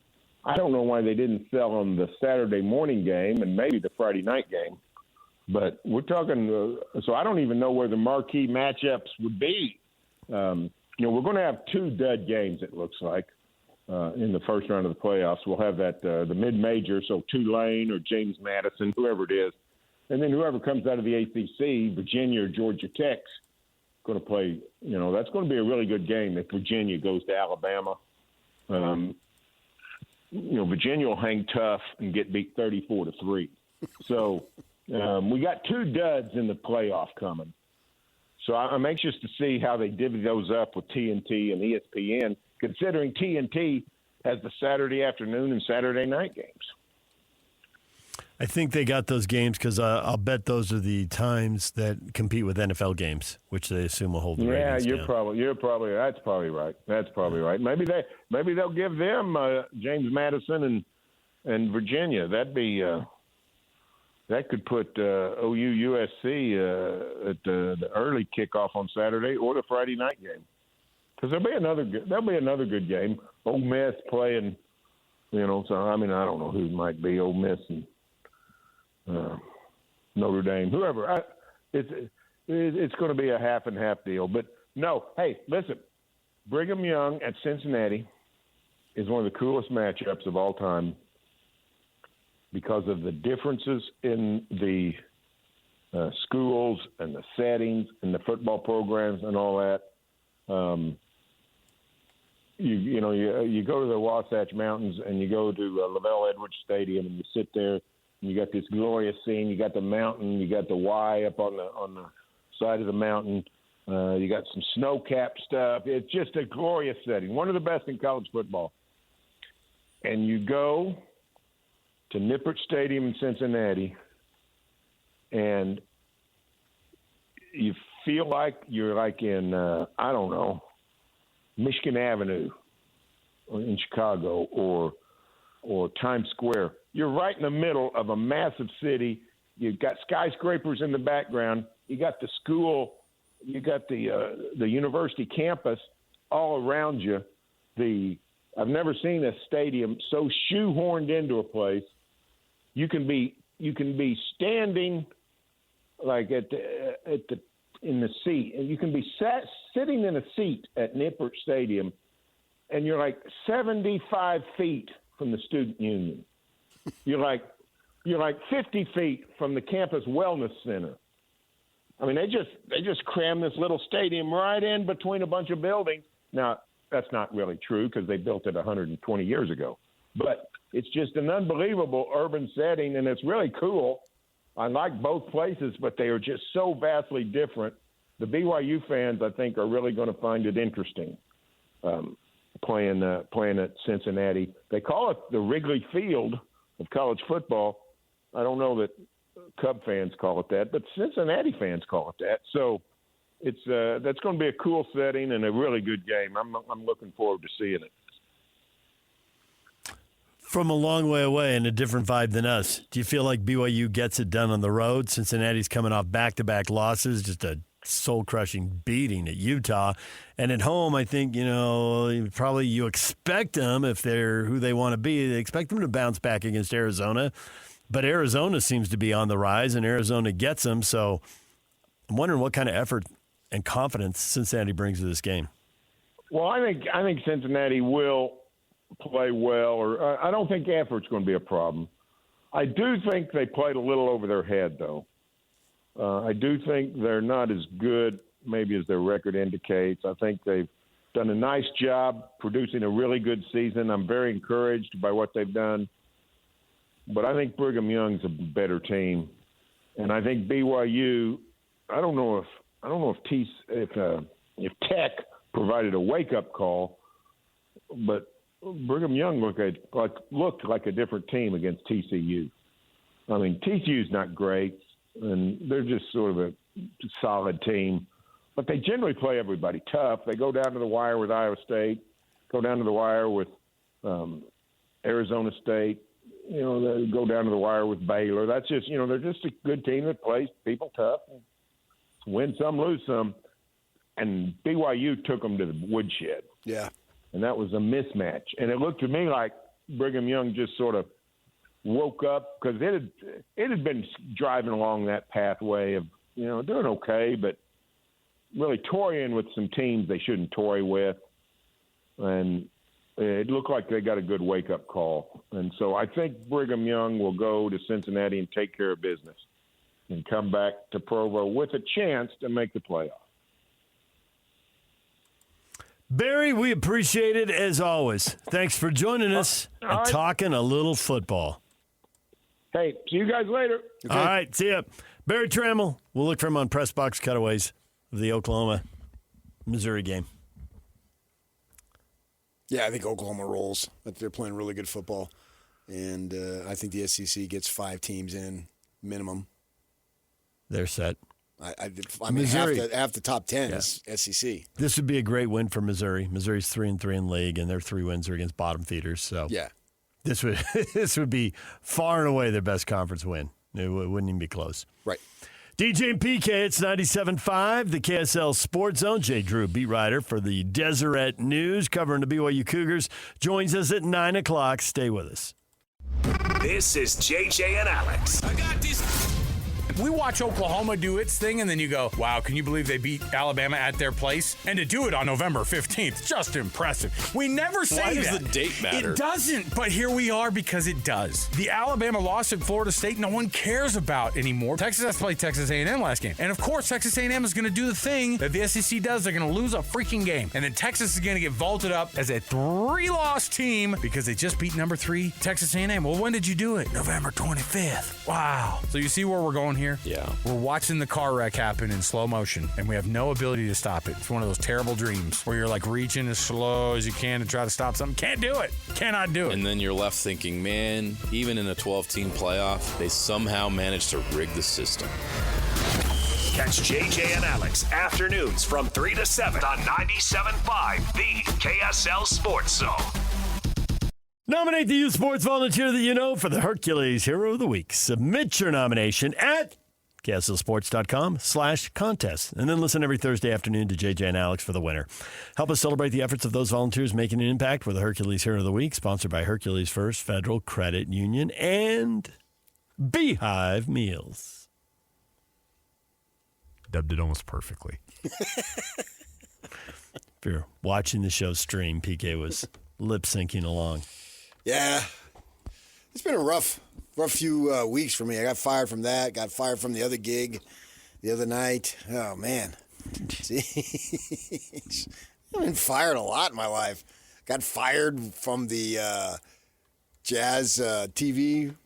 Hell, they don't even let me do radio anymore. I got fired from that. Just stay here where you're loved, PK. Just stay here where you're loved. Think about it, man. I've been fired more times in this town than any media member ever. That's the truth. The best part about this is 15 seconds before he came back to break, he muttered a topic to me. Well, we can get to it. And now, pivot. We're doing this. No, this is not a segment topic. Okay, I just want to say, why don't you just go Johnny Cash and get it over with? What?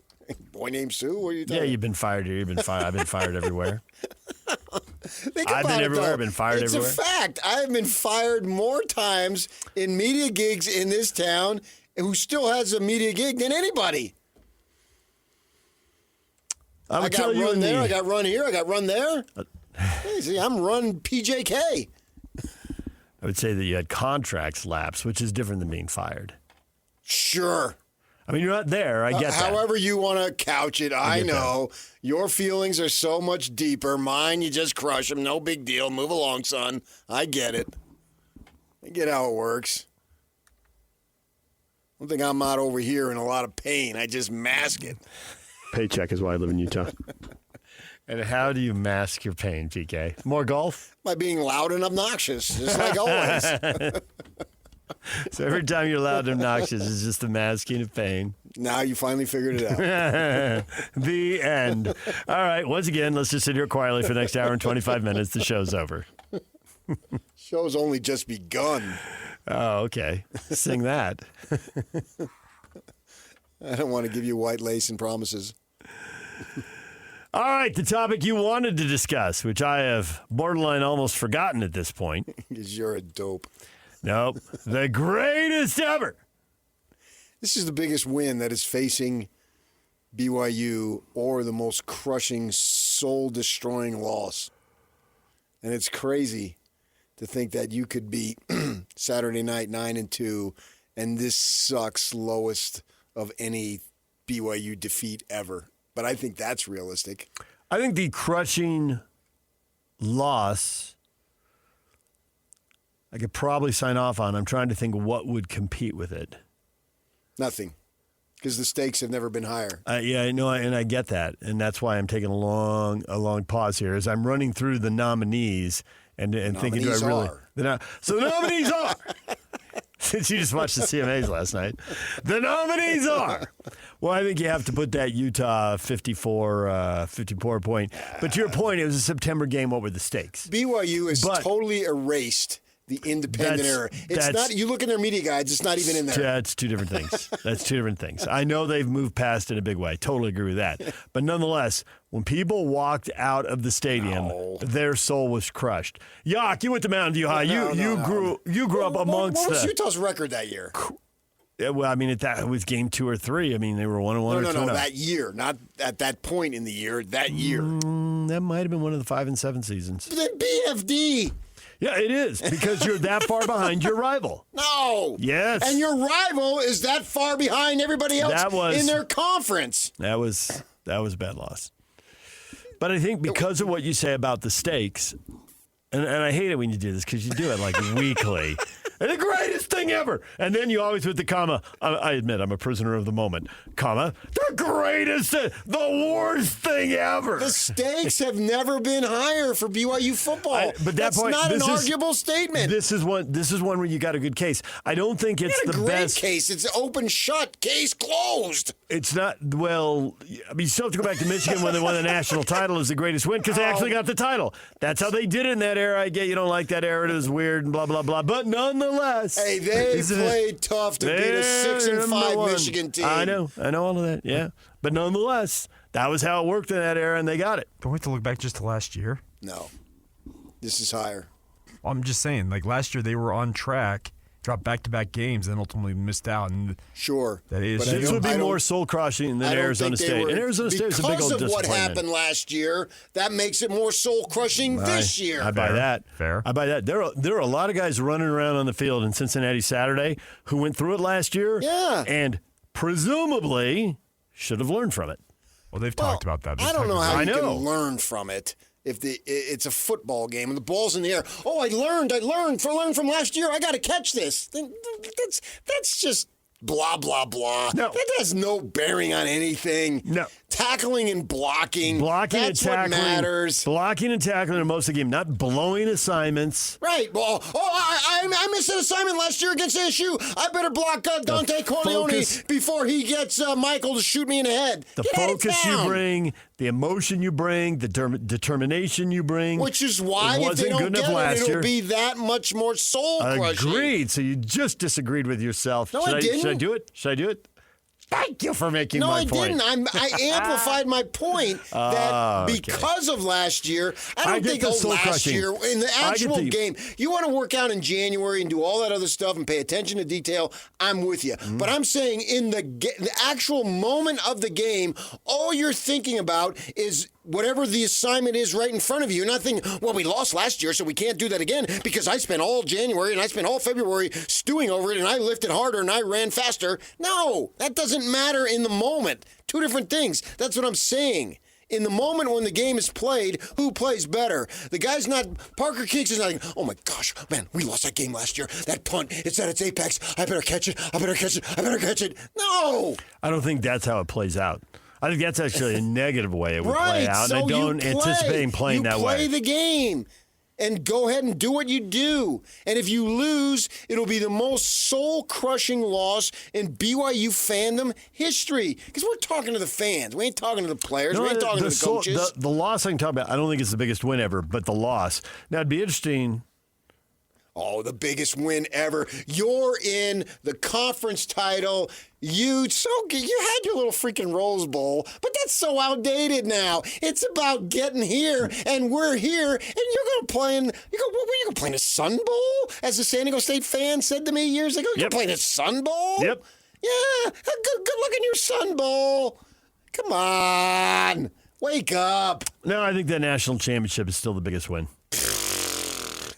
Where it doesn't matter for a lot of people is it's so long ago now that for a couple generations of people, it doesn't resonate. They dead. Yeah. Yeah. Well, I was going to go more with the people who are 40 and under weren't born yet. But you're right. A lot of people were there. Yes, are dead. Because you want to spin the positive. I get it. You're old. You don't have much time left, and you're still worried about your freaking image. Nope. I'm going to tell you the truth. No, you're not. They dead. No, you're not. That whole memory thing, get out of town because that was nonsense. Here you can get into the playoff and nobody needs to vote you in. Mark Harlan can sit there and just do whatever he wants. That's an argument. It doesn't matter. You're in. That's an argument for the conference championship game, but not for Cincinnati. Right, but this is the biggest step to get to that point to date. I'm not going with biggest win ever. I'll go with most soul-crushing loss. You're getting to such a big stage and so close, and to go through it, again with the back-to-back losses. They said they were never going to let it. They learned from their experience. Every single one of them, they learned. They learned from their experience, and they did it. And that's just a life lesson that cannot be taught otherwise through any other means but this. Their very success in their lives rides on this game. Because they learned from it. They'll get fired 14 times by 14 different stations if they don't learn from this game. They learned. They will go down your path. Yeah. Who's going to say they're not going to mention that they learned from last year. Every day you're supposed to learn something. I hate cliches, and that's all that is. That is not a cliche. 100 we learned from. No, you went out and you played better in the moment. Because they learned. Yeah, Bachmeier, he learned a whole hell of a lot last year when he didn't even pay attention to it. And that's why I said when this started, they have a lot of guys who played last year. I didn't say they all played last year. Oh, you Obviously, didn't? I thought guys. everybody played last year. I thought they returned the whole team. My bad. Make a bad point and then mock me for it. Nice. I actually thought, make a bad point. Yes. You did. I agree that the most important position guy who plays it had no idea he'd even be at BYU at this time last year. DJ PK, it's 97.5, the KSL Sports Zone. Sheesh. This is Jake Scott and Ben Anderson. Ben, you yesterday had a strong opinion about the Utah quarterback situation with if it ain't broke, don't fix it. Because right now, the argument for Devon Dampier is we're playing at the level to win a Big 12 title. Why would we change the most important position on the field for what has been some bright flashes but is a relative unknown? And I like Bird. I don't know what this decision's going to come down to. What I am confident in is they're both going to get $1 million offers this summer. And whether you want to say that this decision between the two needs to be made today or needs to be made in the offseason, the rubber will meet the road. Because I don't think they can commit that portion of their salary cap to two players or their budget or whatever. You're not going to pay two quarterbacks crazy amounts of money. You need that money for the linebacker. Catch Jake and Ben weekdays from 10 to noon on 97.5, the KSL Sports Zone. Just on the offense side of things, it's really fun. We get to call a lot of plays, and a lot of them do work. So it's pretty fun to be on the offense where everything clicks. Winning in the trenches is huge, too. Getting to see our O-line get the credit. Normally, O-line doesn't get too much credit in football. So I love to see those boys shine. And just defensively, they've always had our back. And, we had more of their back last game, but, they basically scored 14 on themselves. So it's been a fun year for sure.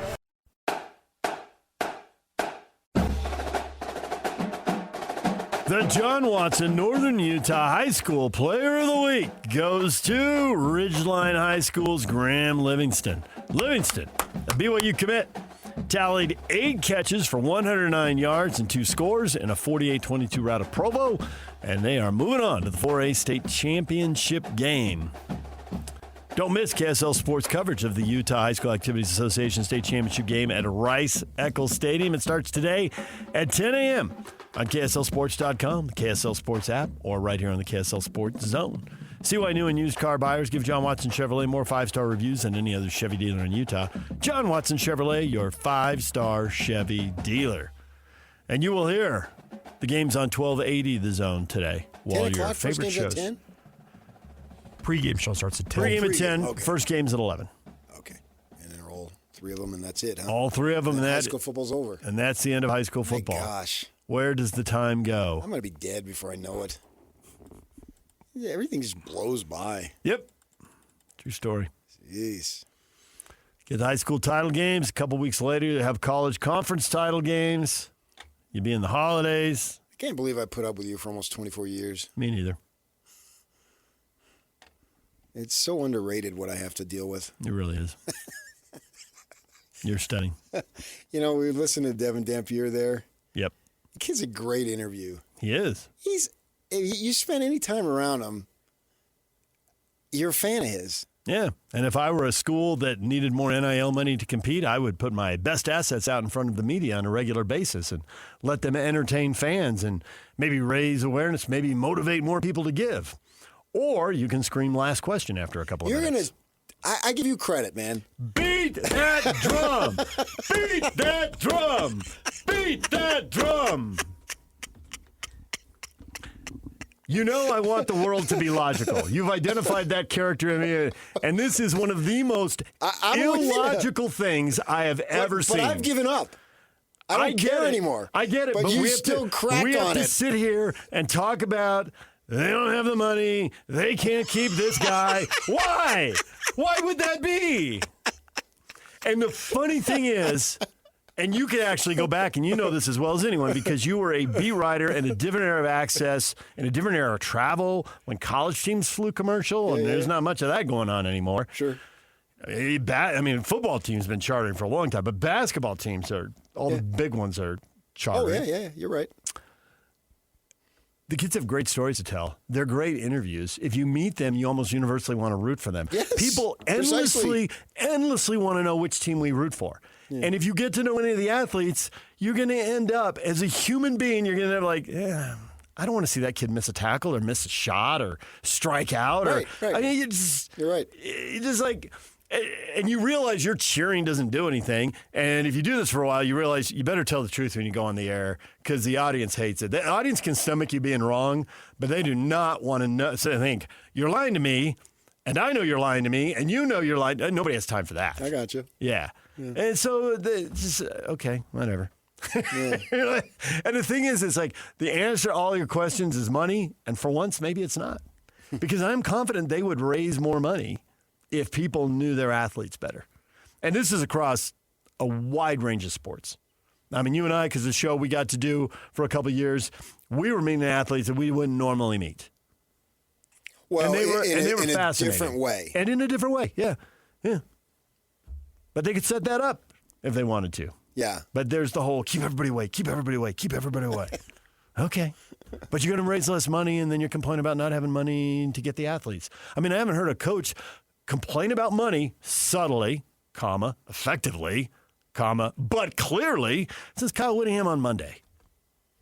You're going to retain these two quarterbacks, which to me is two problems. One, it's money, and the other is playing time. Sure. So how do you figure out a way to get both guys on the field and sell that?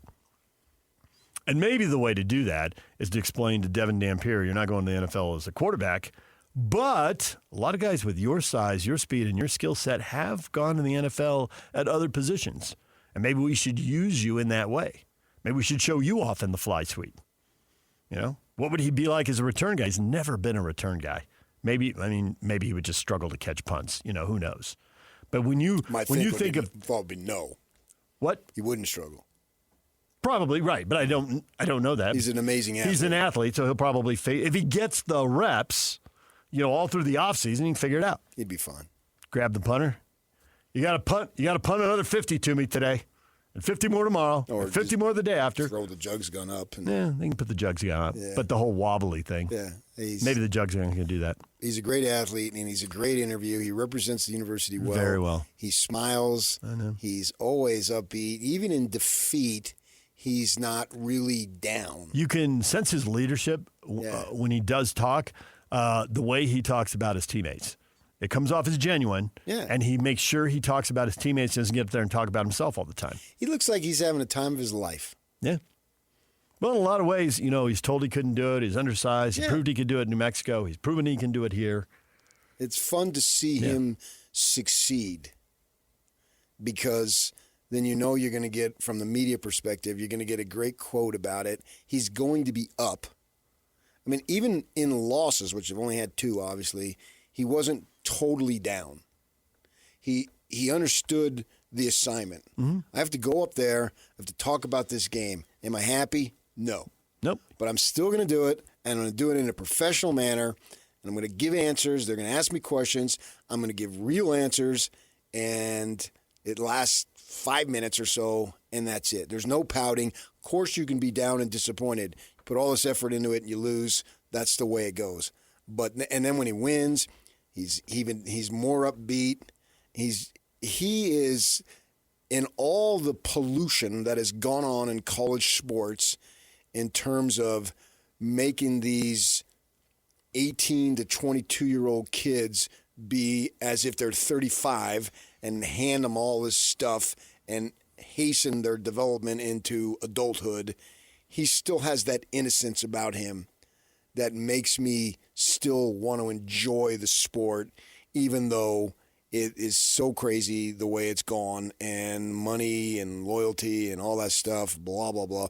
Basically, the situation with the players has caught up to what the situation with the coaches has been for a good while.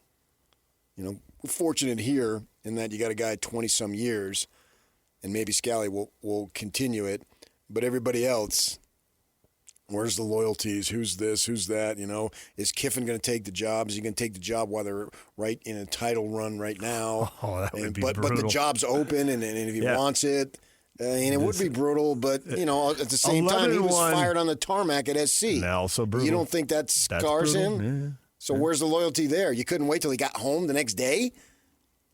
You had to do it when the plane landed? Yep. If you're Pat Hayden, you did. There was that sense of urgency? Nope. Yeah. But there was for Pat Hayden. I realize if you lose to ASU, it's the worst thing that can happen because that was the game. Yeah. But, yeah. I know. But the people at Ole Miss are like, loyalty? I mean, what Pat Hayden did, why does that reflect on us? They wanted the guy and they stuck up for the guy and everything. Yeah. And it reflects on the business, but at least when there is some sense of purity when you talk to Devon Dampier. DJ PK, when we come back, Riley Jensen joins us next. Jay Drew. Excuse me. You're right. Jay Drew. Why did I have Riley on the brain? Are you living in the past? I am, clearly. I'm living in yesterday. Time has not marched on. Time has stopped. Jay Drew next, right here on The Zone. DJ PK and BYU beat writer. For the Deseret News, Jay Drew joins us once again. Jay, good morning. Good morning. Jay, big game. How big? PK's been hyping it. Biggest game ever. It'd be the worst loss. It'd be the best win. Would you like to throw any cold water into that at all? I mean, you got to be feeling some of it. Yeah, I think it's up there. I mean, I think we were saying the same thing before the Texas Tech game, and everybody, locally knows how that went. So, but yeah, there's probably the highest stakes, probably the most on the line for BYU. And it just every game this season, it seems like it's kind of ramped up that way as it's gradually moved up, where they've basically now put themselves in a situation where a loss would be absolutely devastating to their season, to their college football playoff hopes, to the Big 12 championship game hopes. So it's up there. It's one of the most important in program history, at least in the Kalani Sitake era. If we were to put it that way, I think you wouldn't take anything away from the 1984 national championship bowl game that won them the national championship and other things. But at least in the Kalani Sitake era, I got to think this is probably the biggest game. Yeah, it's crazy to think that if they lose it, it's, oh my gosh, they're 9-2 and this season sucks. But that's sort of where they're at, and we'll see. And hopefully for their sakes they win. I think that one of the things that was more, not maybe most impressive, but just impressive to me is clearly the Texas Tech loss was a deflating loss, and the manner in which they lost too. You can play them tough, and somebody's got to win, so you can still find some positives. And I suppose you can find a little bit of positive in their defense from that game, but it certainly was a downer. And then not just beating TCU, which is a halfway decent team, but dominating TCU. That was, from their perspective, as I looked at their team, a pleasant surprise to me that they owned that game basically from start to finish, which I don't know can restore completely the confidence you had going into the Texas Tech game, but goes a long way to where going back to Cincinnati, they should have a fair amount of confidence, wouldn't you think? Yeah, for sure. I mean, watching them walk off the field there in Lubbock, my personal thought was that, man, this might spiral. The TCU game all of a sudden becomes incredibly important, and it looked like some of their confidence was nicked. Everybody except Chase Roberts, I guess should say, because he boldly said that we're going to see these guys again in the college football championship game, and so I think you're right, PK. That was very, very impressive what they were able to do against TCU. They kept their focus. Bear Bachmeier bounced back. He showed a lot in that game. I think in the past maybe some BYU quarterbacks would have started panicking a little bit, maybe not trusting their offensive line as much, not trusting some of the receivers. But Bear was he did run a little bit more than he did in the Texas Tech game, but he picked his spots. He looked absolutely great. He made a brilliant fake on one play that got him into the end zone with the fake pitch. So, this team has really good leadership. I know that's kind of a cliche and coaches throw out there a lot, but just from my own personal perspective, you got guys like Tanner Wall, and I mentioned Chase Roberts and Bruce Mitchell on the offensive line, and just you can go kind of down the list. But this is a team that seems to be able to handle adversity a little bit better than maybe some BYU teams in the past, including last year's where they lost to Kansas and they fell at Arizona State. So, I think they're well equipped to go into Cincinnati and make a much better showing than they did the last time out on the road. Are you surprised that the line is like 2.5 points? What are people seeing? Because everything you said makes sense to me. It's stuff we've talked about. Before you came on the air, it all lines up, and all of that lines up to BYU wins by 7, 10, 14. I don't know. Maybe there's some late score. Who knows?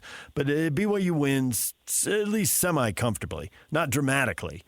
But that's not what a bunch of the gamblers are seeing, so maybe they're seeing something that I'm missing. What am I missing? Yeah, I've thought about that quite a bit, too. I think, first of all, Cincinnati playing at home for the second straight week. So there's got to be some comfort level there.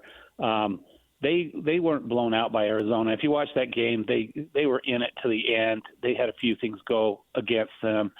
Also, from what I hear, I'm not an expert on Cincinnati's roster, but they're getting 2 key players back. I think they're getting their second leading receiver, I want to say, and maybe even either their first or second leading running back. So they're getting 2 key offensive weapons back.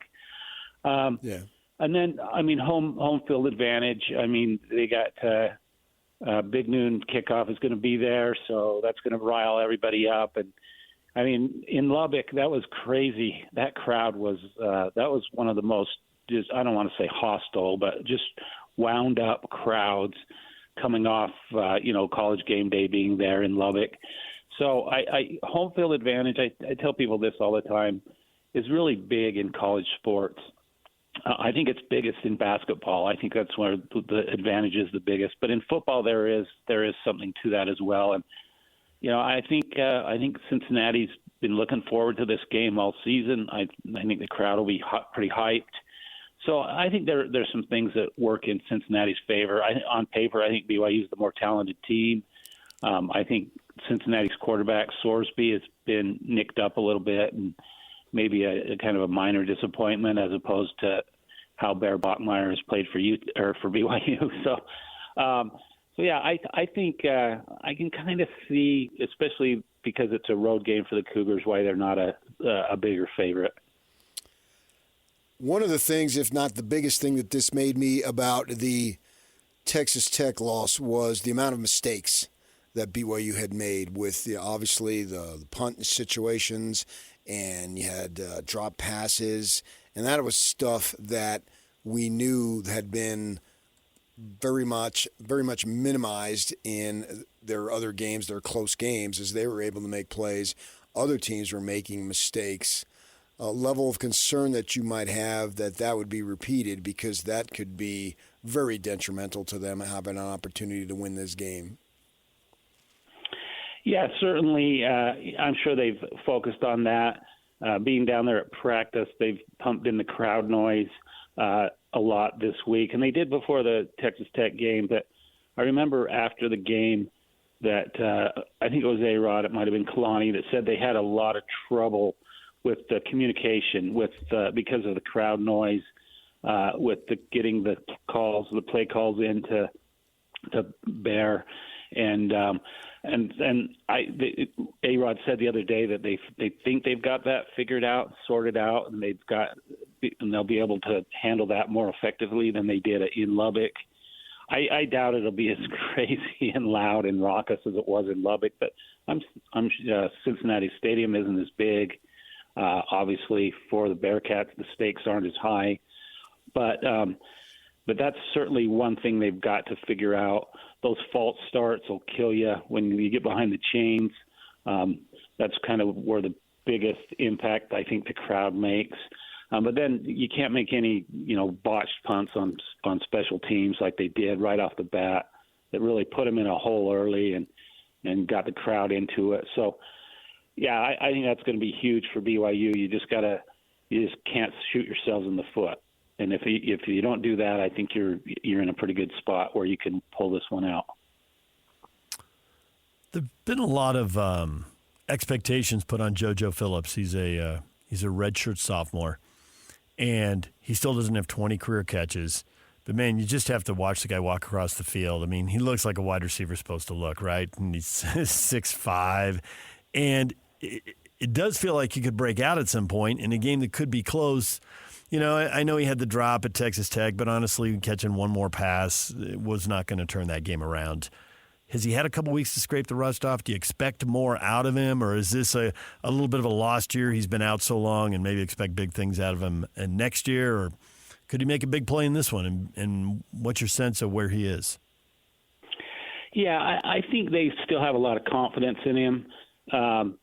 For that Monday weekly press briefing, they had him come out or talk to the media, which I think shows quite a bit that they still have a lot of confidence in him. A-Rod was asked about that Tuesday, and he said, JoJo was a lot better in game 2 than he was in game 1 in his comeback after missing 6 games. He's a confident kid. I think he'll be fine. He grew up more of a basketball player than a football player. And so I'm not saying that's, he's not a natural receiver because he's obviously had 2 or 3 years to kind of get acclimated to the college system. But I think they still have full confidence in him. And I think he's going to have a couple of good games here on the finish. Obviously, their top 2 guys are Chase Roberts and Parker Kingston. And then Cody Hagan might be back. I think he's listed as probable on the injury report that came out last night. So throw all that together. I think JoJo will have a few more catches that he's had leading into the game in the next 2 games, but he clearly isn't one of the top 2 priorities for Bear Bachmeier. And I'd even say that probably the third priority would be Carson Ryan, the tight end. So I think that might be good for JoJo, where he's not focused on by opposing defenses. But I think coaches still have a lot of confidence in him and are always talking about his upside. But if you're on his side, it's time to put up or shut up. They've been talking about him for a long time, like you said, David. And now's the time to prove everybody in Cougar Blue right that he does have that great potential to be a big-time college receiver.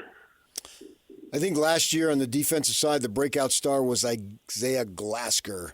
Now this year, can we say the same about Satawala?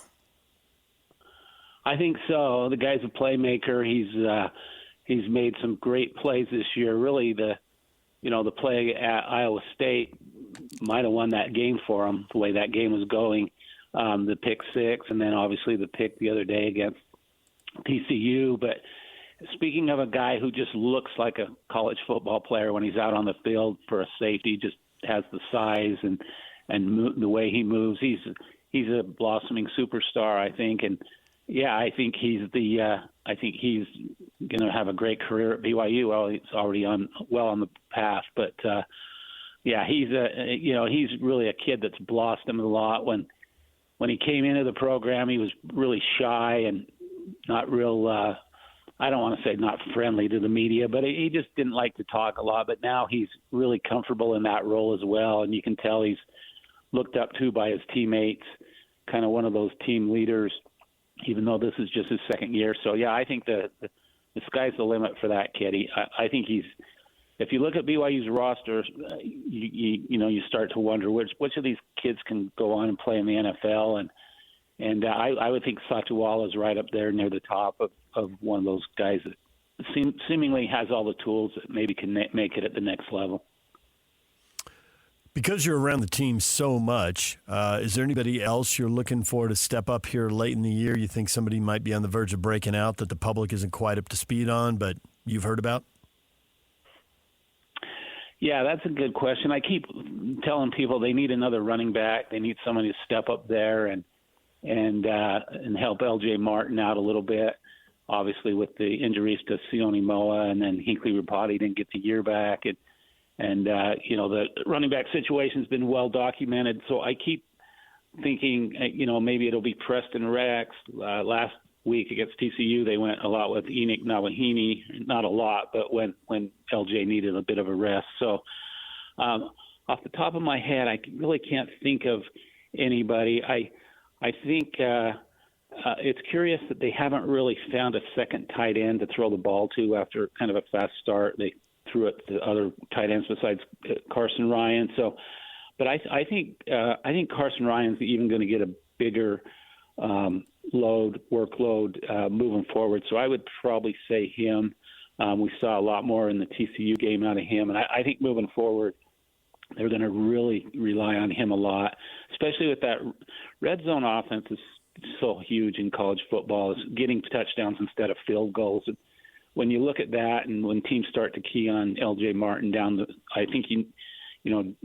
down when they're inside the 20, I think you really need a guy like Carson Ryan, a tight end, kind of like Isaac Rex used to do, where you can get a guy that's bigger, can handle a little pressure from a defensive back and get open in that tight space in the red zone. And so I guess I would say Carson Ryan. Look for him to have a big finish to the season. Kevin Young in his media availability said he knows exactly what happened with Kennard Davis, and he's going to let the university speak. What do you know about it as far as what happened?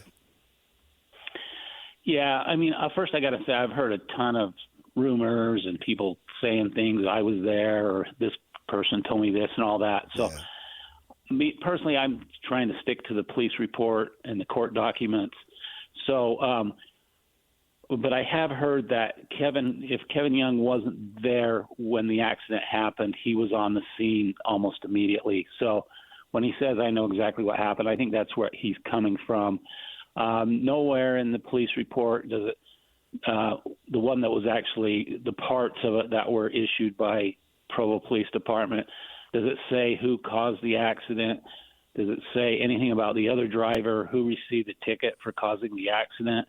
It's curious that Kennard Davis did not receive a ticket, even though there was a two-car crash. He was not cited for improper lookout or reckless driving or whatever. So, I only know really for sure what's been released in the police report yet. And, there are other rumors out there. You guys probably heard them. There were other players in the vehicle. That's not in the police report. So as of right now, it's just one of those things that I think we just have to be patient and kind of wait until this information trickles out through the court system and then go from there.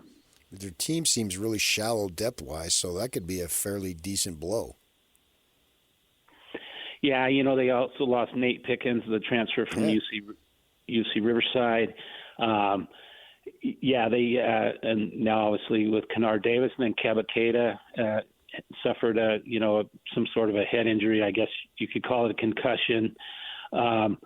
So Kevin said yesterday that Keba is showing good progress, or there's more positives than negatives. But I think if he's in concussion protocol after an injury that happened last Saturday, that it would be asking a lot for him to return. So suddenly they don't have a lot of depth at least from the guys that have played so far. They've got a pretty good bench, but guys that are really, really untested, including the freshman Xavion Staton. So, the game against Wisconsin Friday is probably going to be pretty tough for BYU, given where their shape of their roster right now. Can AJ DeBonsa just put the cape on and just carry him? Just hop on Superman and let him. Let him ride. Yeah, UConn. He's got to start faster. He's started fairly slowly in really all 4 games, even against Villanova in Las Vegas. So, yeah, and I think I think they've had a lot of time this summer to put in plays for him to give him, the isolation plays, whatever, to get him the ball, to get him free in space. So, yeah, you would think this Friday afternoon, 2 p.m., kind of a odd start time for a college basketball game at the Delta Center. But 2 p.m. Friday, I think a lot will be on his shoulders to kind of carry the load with those other guys out. Jay, you're the man. We appreciate it as always. You headed back to Cincinnati? Yeah, heading to Cincinnati tomorrow, and be the second time. I was there, whatever it was, 8 years ago, when Taysom Hill and Jamal Williams pulled out a win. I think it was 21-3 win. The big thing I remember from that game is Tommy Tuberville, who's now, I think he's a U.S. Senator now. He was Cincinnati's coach. And after the game was over, he got into it with fans. He got into it with a fan, and you remember, you guys, as you covered a lot of games in your careers, you kind of remember odd things about games, and that's what sticks out in my mind. Yeah, I remember it, and I wasn't even there. Yeah. All right, Jay, we appreciate it. Have a good trip. Sounds good. Thanks for having me on, guys. There's Jay Drew. You can read him in the Deseret News covering BYU football. DJ and PK, it's 97.5, the KSL Sports Zone. Coming up next, everything you missed in this show. A lot of football, some hoops, and we'll get to that next. It is time now for the Slacker Radio headlines. If you're just joining the show, they're brought to you by Trajan Wealth. Call Trajan Wealth today, your local trusted financial fiduciary. Call them at 801-210-6800. Visit the website at TrajanWealth.com. Multiple topics this morning. A lot of football. We just had Jay Drew on. We had Barry Tramel on. You can listen to them wherever you get your podcasts. KSLSports.com. YouTube, Apple, whatever. Why would BYU only be a 2.5-point favorite, PK? Well, I think it's tough to win on the road. There it is. I think Cincinnati's a decent team. Obviously, the bloom has burst a little bit, or whatever that expression is, but they have 3 losses, 2 of which were very, very close. Utes clearly dominated them, and which is, I think, a large reason why Utah's getting the respect that I believe they've earned. And so with that in mind, man, I think that this game could go either way. I'm not saying it's literally a toss-up because I do favor BYU, but I think it should be close, and mistakes, who makes less of them, is going to be going a long way towards winning. I mean, this is a tough game because if you look at it, going to Tucson was tough. Right? Yep. Well, I'm not sure there's a big difference between Tucson or the U of A and Cincinnati. Oh, look at this. PK's applying logic, people. He has set emotion aside momentarily. You see Arizona's 7-3 and Cincinnati's 7-3. And I watched almost that entire game. I flicked around a little bit. Yeah, they just played last weekend. Right. The game was at Cincinnati. It was, and it was in the morning. And Arizona got the road win 30-24. I believe it started at 10 o'clock. And BYU went to Arizona. If you want to do the comparative score thing, BYU's a little better than Arizona. Arizona's a little better than Cincinnati. Yeah. I think with the stakes being as high and this team losing 2 in a row, one of which was at home, senior day, blah, blah, blah. Yeah. Yeah, I don't think this is a walk in the park. I think next week, obviously, I would go favor BYU much more UCF, than we do now. Bad team, at home, playing out the string. Yeah, going to fly across the country on Thanksgiving. The only thing that I can see UCF is that they should beat Oklahoma State this week, and assuming that, they'd be playing for bowl eligibility the final week. Okay. But BYU is the better team. BYU's at home. BYU would have plenty to play for. BYU. It's all the marbles in this game, man. See? And then you basically turn back 3 teams that think they've got a shot, and they do right now, and you'd say no. I mean, yeah. And then that doesn't mean that those other teams don't have good seasons, but the ultimate goal would not have been achieved as long as you then follow it up by beating UCF. So I suppose maybe the line's a little lower, but, I would go no more than 5. I got to say I expected it to be between 7 and 10. But I do get the travel thing, and it's not a short trip. Travel in Cincinnati is different than travel in Arizona. It just is. And it can impact you. I think they caught a break with a kick time. I think it's the travel compounded by the 10 a.m. That's when you really start cringing. But I do think that Cincinnati's passing game hasn't been as effective the last 5 games as the first 5. Sure, but they're getting the receiver back. They're getting their running back and that Pryor, helps. who did not play against Utah, so he's been out a number of games. That helps. 2 games.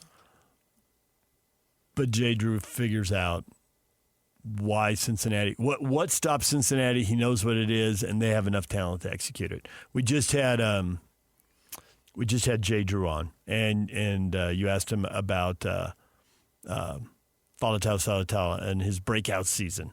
And Satawala, I think he's becoming one of those pieces on the chessboard you just move around and like, okay, I got an advantage. Where do I want to? He's become dominant. Yeah. Where do I want to create an advantage? Because I just have to put him there, and then I have it. Yeah. It's like, oh, this team's really good. This team can't drive on us, but they have big play capability. Okay, well, you got a safety like this, you drop him back a few more yards. Nothing over the top. Keep it in front of. And if you need help in the run game, he can come up and make tackles. Yeah, I think Wall can too. I think that you look at Jay Hill, he's a phenomenal defensive coordinator, and he also coaches safeties. And their safety play has been very, very good this year. And Satawal is a breakout dude, and he looks like he's got the frame and everything to get himself playing on Sundays for sure. I think the key to this game, as I've seen it, and I've seen Cincinnati live, and I've seen them play several times on television, is if they can apply pressure consistently to Sorensby. I think he's a little banged up, a little gippy. And if they're in his face and actually bring him down a few times, I think BYU can win fairly easily. Now, first off, that's always an easy thing to say because he's a good quarterback. The best way to stop him is to get in her face and knock him down and sack him and never, ever. But in that Utah game, he wasn't stepping into throws. He was avoiding contact. So although it's always true, I think it's underlined it. It's so important right now. Okay. It's just so important. So I would absolutely circle that. But, I mean, that's the kind of detail that Jay and his staff are going to be on. And if that means, okay, we need to blitz a little more often if we're not getting the pressure with a 4, we always talk about Jay, and Riley always comes on and talks about Jay's halftime adjustments. So I just look at a team that when the offense has really performed, it was either early in the year or against a completely overmatched team or both. And I think BYU's defense is at a level. This Cincinnati offense hasn't looked good against defenses at this level. I mean, Arizona held them to 24. Utah held them to 14. You're right about they get guys back. They lit up Oklahoma State and Baylor, but I don't think we think much of those defenses. Even the UCF was a 20-11 game. So you got to go back to Iowa State and Kansas. Now we're back in late September, early October. And I forget the name of the Cincinnati Bearcats former beat writer who was with The Athletic. Justin Williams, who came on and said, yeah, they'll carve you up if you're in zone, but man slows them down. Again, I think the offense will be doing enough, and the defense will be there. Now, again, it comes back to, and you can cite these quickly, big plays, mistakes, momentum swings happen in college football, a turnover, a bad special teams play, a lucky bounce. A 7 or 10 point game, it doesn't take much to flip it. I felt like against Texas Tech, they had to play as well as they could play. They had to bring their A game. Of near perfection. A-plus game. And here I don't feel that way. They're going to be able to block this front. I mean, they're going to have to play well. They struggled to block that front, but everybody struggles to block that front. Yeah, everybody, because they're really, really good. Multiple guys are going to play in the NFL. Yeah. In addition to talking BYU football, we had a few other topics this morning. The Utah Mammoth are back in action tonight. They've had a road-heavy schedule, and now they get some home games here. They've got the Vegas Golden Knights coming into the Delta Center tonight. 7 o'clock start. Hockey night in Utah starts at 6 o'clock here on the Zone. The Vegas Golden Knights. They hate us. We hate them. I don't know if there's any animosity there or not. That's Kansas City. You got to save that for another. There's no hockey in Kansas City, though. So. Right, I know, but this is the closest team we've got. Sure. Yeah. Yeah, I still haven't figured out who who Mammoth fans are really going to end up hating. The Avalanche are, Denver. There's a history of rivalries there. There have been times the Jazz and Nuggets have been pretty juicy. I can see that happening, especially because Colorado's good. That doesn't Vegas exist. is already one too. In the pros, it comes down to players and playoff series. That's what'll create it. And it can come and go. Yeah. The Jazz had a nice one with Seattle. Yep. And then you get a big dog, like everybody hates the Lakers. So does everybody hate LA teams, but the Kings have never had that kind of sustained success? They've had some success, but they haven't sustained it in the same way. Right. Few pro sports teams get to sustain it in the same way. The Lakers are in rarefied air. I think what you'll see is when they make the playoffs and when there's some scuffles. Then that'll immediately that becomes the team. Whoever it might be, and I have no idea who they would possibly play. Well, the way they do the playoff format, the odds are it'll be somebody in their division. But you're right. Beyond that, who knows? Right. And then if you have a scuffle and then they have a scuffle again. Have a hotly contested playoff series, and there's more juice next year. Yeah. And that's just, the Avs are in first place. Again. So I figure them. We're just barely getting started here. Yep. So Utah with 3 consecutive 3-2 overtime losses. See if they'll snap that and get a win. It's kind of odd. College football, nationally, we have talked about the coaching carousel. Sarkisian, there's rumors about him leaving Texas. He is not happy with that. Desmond Howard out on Twitter, and Sarkisian telling everyone to go talk to him or go talk to the AD and quit paying attention to all the rumors. So moving forward, when some Joe Blow decides to put something on social media out there, we all don't run with it like it's the gospel. Can we all agree on that? And if you have a question about my future with the University of Texas, ask me, ask Chris Del Conte. He'll be more than happy to take your call so that we can set the record straight, so that we can focus on our football team, which is really what we should be doing. I agree with him. When some Joe Blow, that's fine. And I get why he'd be bugged. Yeah. I would be bugged if I was in a situation too. Desmond Howard puts out a video, so he's a little more than Joe Blow. And the final thing I want to say, or the second thing is, all right, Steve, I'm taking you at your word. All right, Chris, the AD, taking you at your word. So if I call you up and I ask, or in a press conference I ask, more than happy, which means you better not show me attitude. We'll see. Well, I'm going by what they say. I know you are. I get his stress in recruiting is really important. It's hanging the balance. It's just a couple weeks away, and it's on, and it never really stops. So it's kind of on right now anyway. And the transfer portal a month after that, and a rumor that was especially devastating, at least with Lane Kiffin, who we've also talked about this morning. At least that decision you would think comes pretty quickly. If he's going to go to LSU or Florida because of recruiting and because of the transfer portal, it's got to go pretty quickly. The problem with the rumors about Sarkisian is that it's about going to the NFL as a coordinator. Well, that's in 2 months. That could cast a long shadow over a lot of players' decisions. Yeah, but I think that that's been mitigated somewhat because it's about cash. And if I get cash, Joe Blow, the guy who's starting the rumor, can be the head coach. So I think in Texas, they say, has tons of money. Yeah, for the older guys, more important. They really have the future, and they get the money locked in. For a younger guy, maybe it's important, but I get your point. It has been mitigated a little bit. I mean, you don't want it. You still want to know who you're playing for. And your administration, your fan base wants everything set because at least there's a couple of weeks there minimum that the hire isn't the coach hasn't been replaced, and everything matters. So you don't want it, but it's not like it's not overcomable. And then if you throw some more money at people, sure, I'll go. Former Ute kicker Matt Gay signed to the 49ers practice squad, and he'll likely be on the game day roster because Eddie Pinheiro has a hamstring injury. So former Ute could be kicking in the NFL this weekend. Was a Ram at one point, now a Niner. No room for that rivalry stuff in the pros. Who wants me? Who will pay me? Where's the roster spot? Well, you're not going to be loyal to somebody who just cut you and you're out of the league. Look at me. I just got cut this week. Jeez, dog. For the 14th time. Yeah. You go crazy because you got fired once in Sacramento.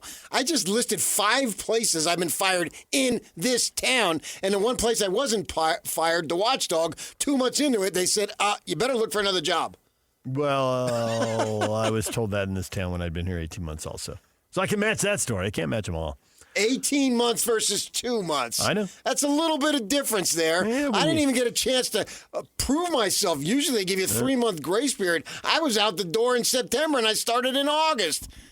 And I had to pick myself up from the scrap heap when nobody believed in me. And we're both ex-members of the pre-half and post-game show. You didn't get fired. I got fired. Literally no one talked to me. They suspected me not to show I up. got fired.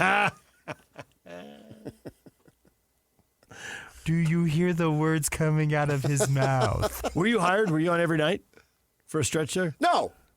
It was intermittent, and then you were fired from the intermittency. Intermittent fasting. Yeah. What they wanted, so they got worked. Their butts were kicked against Miami, and I think then they went down to up to Orlando or over to Atlanta or something.